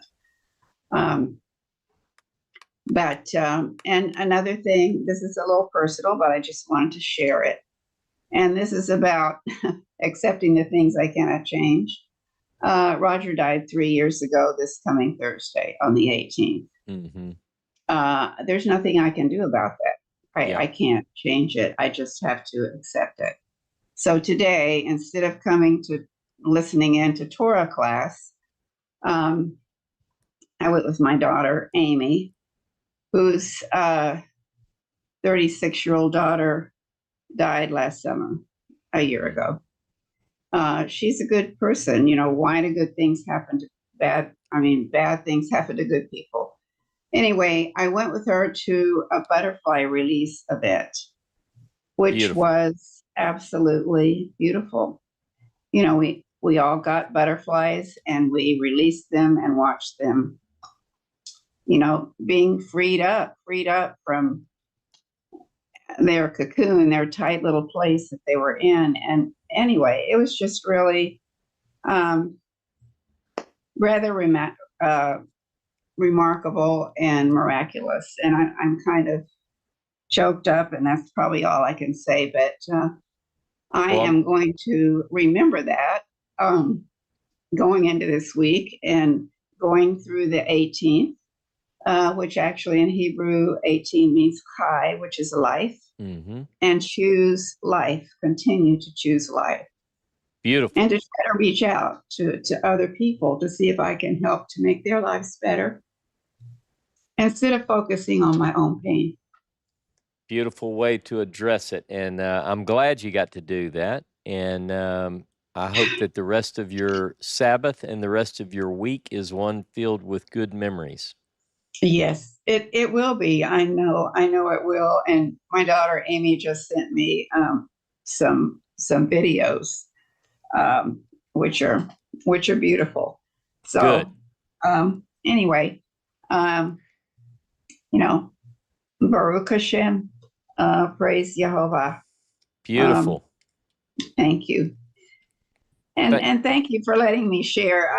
Sometimes personal things are hard, but I just needed to get that out. So I did. Well, I'm glad you did. It's always good to hear from you, Betty. Have a beautiful Sabbath, a wonderful week, and Shabbat Shalom. Shabbat Shalom and Shavua Tov. Thank you so much. Bye-bye. Bye. Okay. Now, Todd and Angel, you guys are going to take us out from the afternoon, so we're ready. I say, are we the caboose? You are the caboose. Well, what I got to say might ruffle some feathers. Oh, here we go. Well, no. But I do think that, as far as I'm concerned, I mean, I've heard some people talk about it on here. I'm in favor of the death penalty. Yeah. Now, maybe not for manslaughter, but for somebody brutally murdering somebody, I'm in favor of it. But I can see somebody's point on on no death penalty. I don't chastise them for thinking like that. I hear you. I can see somebody's point. But my solution has always been, okay, if you don't want the death penalty, then that person, there should be a special prison built somewhere in the United States. Or you can have it whatever other prison. But they should be locked up in solitary with no communication from anywhere, period. They don't even get to come out of the cell. They get their food handed to them. That's it. There's no contact with anybody. That's going to drive somebody crazy. Yeah. Not only that, especially somebody that's already crazy. Well, and not only that, but it'll slowly kill somebody. Yeah. If they're lucky, they can get a soccer ball, call it Wilson. Yep. But so I understand if somebody doesn't approve of it and everything, but there has to be okay. So if there isn't a death penalty, then there has to be severe punishment, and I think solitude until they croak, with just food given to them and no contact with anybody. Yeah. Well, look, when I tell you, I am of a mind that, I tell people a lot of times, I'm not real good at turning the other cheek. I much more think eye for eye, tooth for tooth. I mean, and part of that's just, for the past, I don't know, 4 decades, I've been in that biblical view. And, I know that there are a lot of people who have a lot more lenient views than I do, but I think if you do not deal swiftly and justly with the most vicious of criminals, look, as a parent, and thank God I've never had to deal with anything like this, but as a parent, I can't imagine, because a lot of people would look to the parents here and they'd say, well, he was raised wrong or whatever, but it appears not to be the case. And, I can't imagine that I can't imagine being a parent whose child had done this, right? You know what I'm saying? Now, we can say whatever we want, but sometimes these people who act in such ways, that it's not from their environment. They were indoctrinated in college or through the media. I mean, you can look at all sorts of reasons why somebody would be that crazy and that hateful and that so filled with violence. But anyway, I think that we have to. So I could feel for them, but I don't feel for the person who did this. Right. Not at all. And if he meets a swift, and define it how you want, but I wouldn't shed a tear. I'm telling you, I would not. Well, not only that, but to sit on death row for 15, 20 years is just ridiculous. Yeah. I mean, go ahead and off the dude. That way, taxpayer money ain't paying for nothing else. Yeah, do the best to get the right person, to Yeah, Michael's points earlier. But at the same time, if that is the person that did it, I don't know. I mean, I'm not a skilled investigator. I do Right. have a daughter that is one, though, and she's following it closely. So I'll talk to her about that. But I have seen all the Columbos hundreds of times each, so I'm pretty good. yeah, I tell you. And But yeah.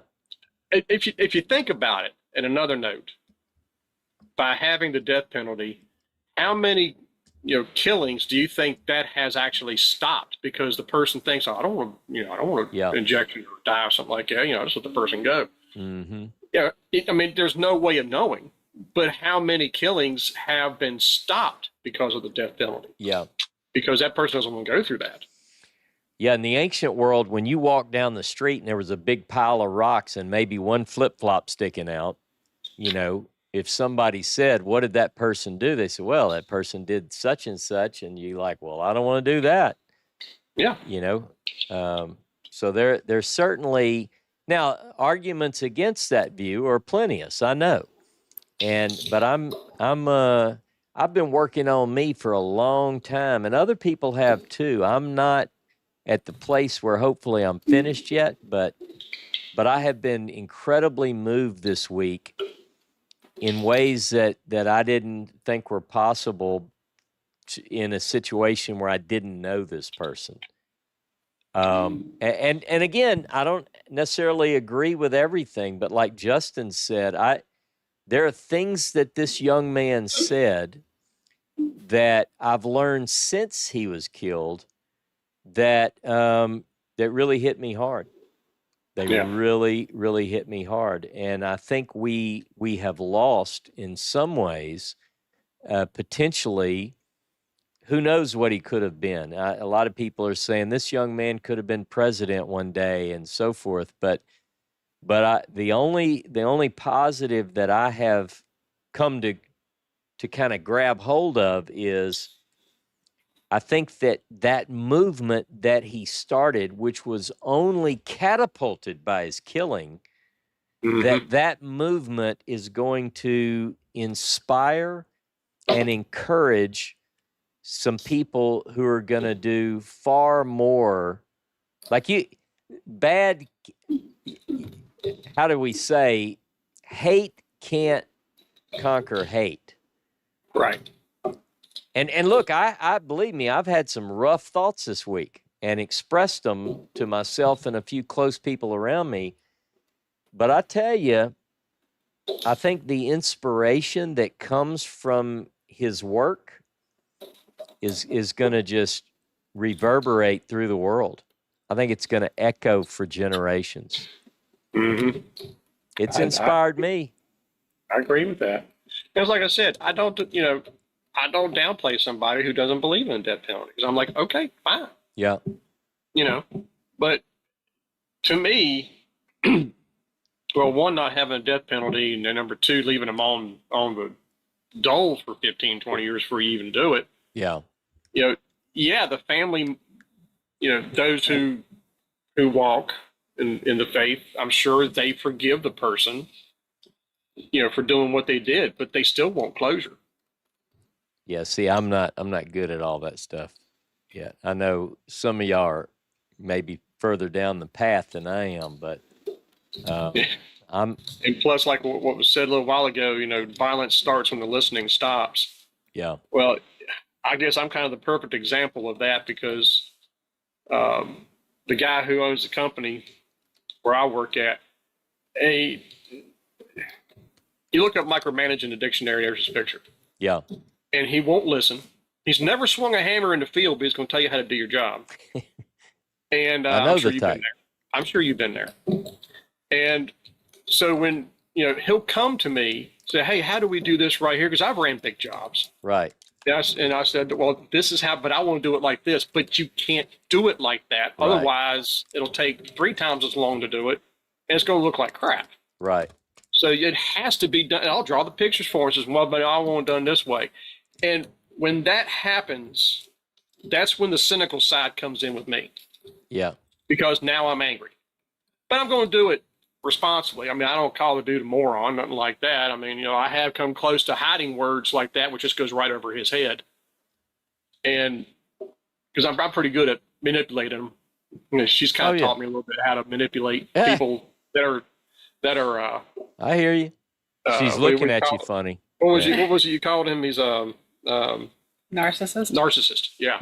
So she's told me how to get a narcissist to go right over his head. The whole time I'm downing him, and he has no clue. Right. But that comes from the not listening. And I noticed I was telling her Thursday when I was at work that a couple things happened in the shop in the morning that I just went off the handle on. I was like, this is my shop. That's my table. Get the stuff off of there, or else that copper tubing, which is $200 a stick, I'm going to throw across the shop. Yeah. And you can pick it up and explain why it's all dented up. Because this is my table. I mean, there's 2 people I went off on. Yeah. But I did it in a very forceful manner. I didn't do it out of anger. I was thinking what I was saying. But I was just letting them know, look, Uncle Jesse's had it. I've had it. Don't be doing this anymore. If you're going to disrespect me, and get out of my shop. Yeah. Because I work by myself. Once the kids go to school, I got the whole shop to myself, which I love. But again, though, I've noticed here lately, I've just been getting, when people don't listen, I'm getting a little more agitated. But I'm nothing near what I used to be. You can ask her. Yeah. Nothing near what I used to be. I always think before I say something. Hey, I didn't used to do that. We're getting better, is what you're saying. Yeah, we're getting older, a little wiser, and it's hurt. Hey, a funny story reminded me. I hadn't, I worked in industry for a long time, and at one time as a young supervisor, they put me. I was a shift leader, and I had 2 really talented mechanics who worked for me. They were my shift mechanics, and we had a lot of responsibility, big area of responsibility. And it's a union plant, so my mechanics, their job is protected. You can't do their job. An operator can't do a maintenance guy's job, and you have to respect that. And I'm a big union guy. Look, I was in the union before I took a company job. Quickly, these 2 brothers were my mechanics. They were incredibly skilled. And I had a little job that came up, but they were on another job. And I remember I wrestled with this because we're losing money. The machine is down, and all it is a screw is backed out of a turntable, which was designed to turn boxes. So I shut the machine off, and I put my lock on it. I did it right. I was being safe. And I looked around, because that's not my job. You're not supposed to do this. And I looked around again, and I put my little wrench, my little pocket wrench, and I tightened that screw up, pulled the lock, and as I look over my shoulder, they're both sitting there in a golf cart looking at me. Neither of them said anything. I turned it back on, and one of the brothers said, hey, good job, boss. I said, thank you. Well, these guys, I knew that wasn't the end of it. And so not long later, I called them on the radio. Hey, guys. No answer. And I thought, man. So I look for them. I'm getting mad now. These are my employees, and they're not responding to my call. And I look around, see the golf cart parked outside the supervisor's office. I go up the stairs, and they're both sitting at my desk side by side. And they have the computer on, and they're both punching keys. I said, what are you guys doing? And one of them said, well, hey, how's it going, Ross? We decided that since you were doing our job, we were just going to try to do yours for a while. And we're not as good at it as you are, but you did a decent job on that turntable. Anyway, I got a valuable lesson that day. And we ended up, I mean, to this day, we're very good friends. And both of them are retired now, and I'm doing something else. But every once in a while, one of them will call me and say, "Hey, boss, you been doing any maintenance work lately?" And, you know, because they broke me of that. But sometimes one of them said he considered me a formidable foe. He said, "You are very good at your job, but you just from now on, you let us do our job, we'll let you do yours, and everybody will be better, and the company will make more money." Anyway, so I get that. He told me, he says, sometimes you have to train up, Todd. You have to train the bosses. The hardest thing you'll ever do in life is train a boss and keep your job. So, well, my theory, and I said this to one of the guys several years back.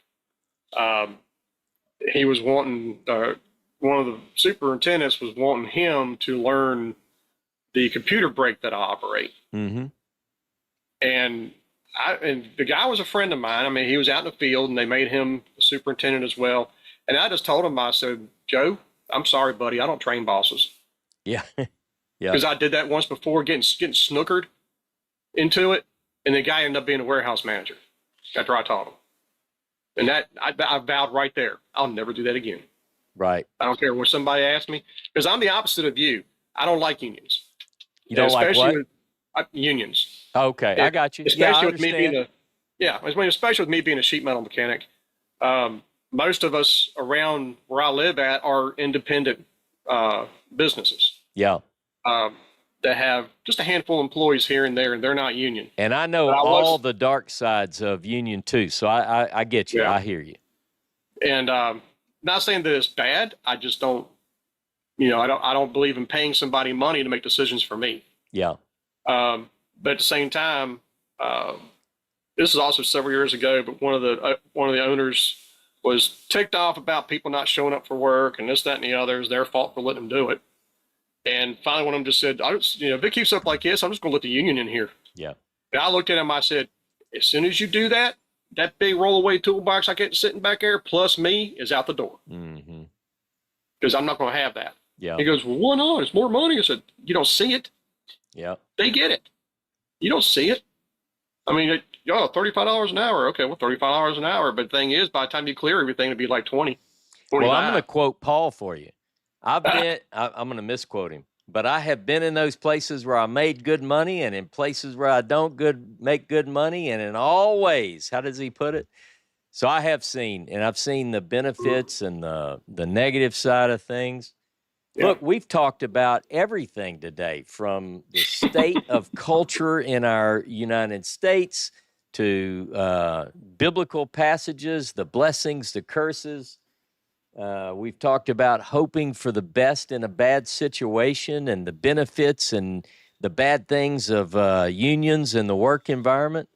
What else? Where else can you get this show? This is the greatest show on earth. People don't even know about it. Well, you never know what happens when you go all the way to the back of the caboose. Hey, man, I tell you. Well, I'm going to check with Bridget and see if she needs relief at the hospital this afternoon. If you guys just please keep in your prayers Leslie and Bridget, both of them. Bridget obviously is the caretaker, and it's hard and it's tough work, and she takes care of plenty of people. Keep Justin in your prayers, that he does a good job getting things in shape for Lori's return. And it sounds like he's good at it. And Elisheva and the coming week, and many of others who have needs that we may or may not know of. But I tell you, I really appreciate everything that you guys mean to me, and that is, it's a listening ear, but it's also a speaking voice. Sometimes it's good to hear other people's views. Mike Perdue, Ross, can we move reading between the lines up to Tuesday? It's I don't know. Let me think about it. And the only reason I say that is generally, at least for the next few weeks, Jonah and I record either Monday or Tuesday, depending on how crazy my life is. And so that's a little bit tougher of an ask. But Thursdays is the reason I do what I do when I do it on Thursday is because Thursday is one of the few nights of the week that I can kind of do that kind of extra stuff. The rest of the week is kind of crowded. My intention every week is to do something on Thursdays. I want to get in that habit, but it's just been really incredibly difficult for me the last few weeks. So just bear with me. We'll try to do that. Quickly, I wanted to add that this Bible that I've begun working with, my father-in-law's Bible, I had rebound, you know the story.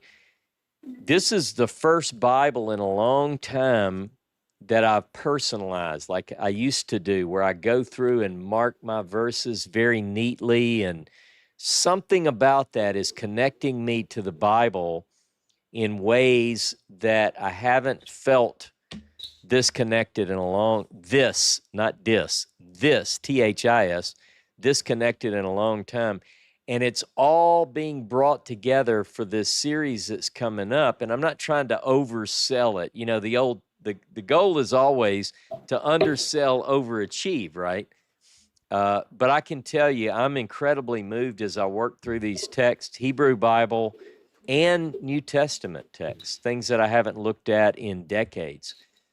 So, having said that, I don't know yet when, but before, my original thought was October the 18th, I think, is the first weekend. That calendar doesn't even go that far. Is the first weekend that I would be done with the Torah portions for the week. I don't think I'm going to wait that long. I think in the next couple of weeks, I'm at the place where I'm ready to come out and just start teaching these classes. So I can't say when yet. Like I don't want to give you a date because I might let you down. But I really think in the next shorter time than between now and October the 18th, I'm going to come out with some of these classes. So live. So just stay tuned for that. I got one more question. Yeah, man. How long is Justin going to let his beard grow this time? You going to do like a biker beard? Oh, no. Because if you do that, you can keep a Harley in the living room. You done? You're not going to do it? No, wait, I got you. I turned off. You can speak now. I unmuted you. What? I have no problem growing the beard. I just don't want. Unfortunately, I've had to help take too many motorcyclists off the pavement. I got you. And so my motorcycle days are done. All right, but it just and I know my wife would definitely support no motorcycle. All right, there you go. So that's just added to the list of things we talked about today. Look, that's right. Beautiful day. Have a wonderful rest of your Sabbath. I'll end it the way we began it.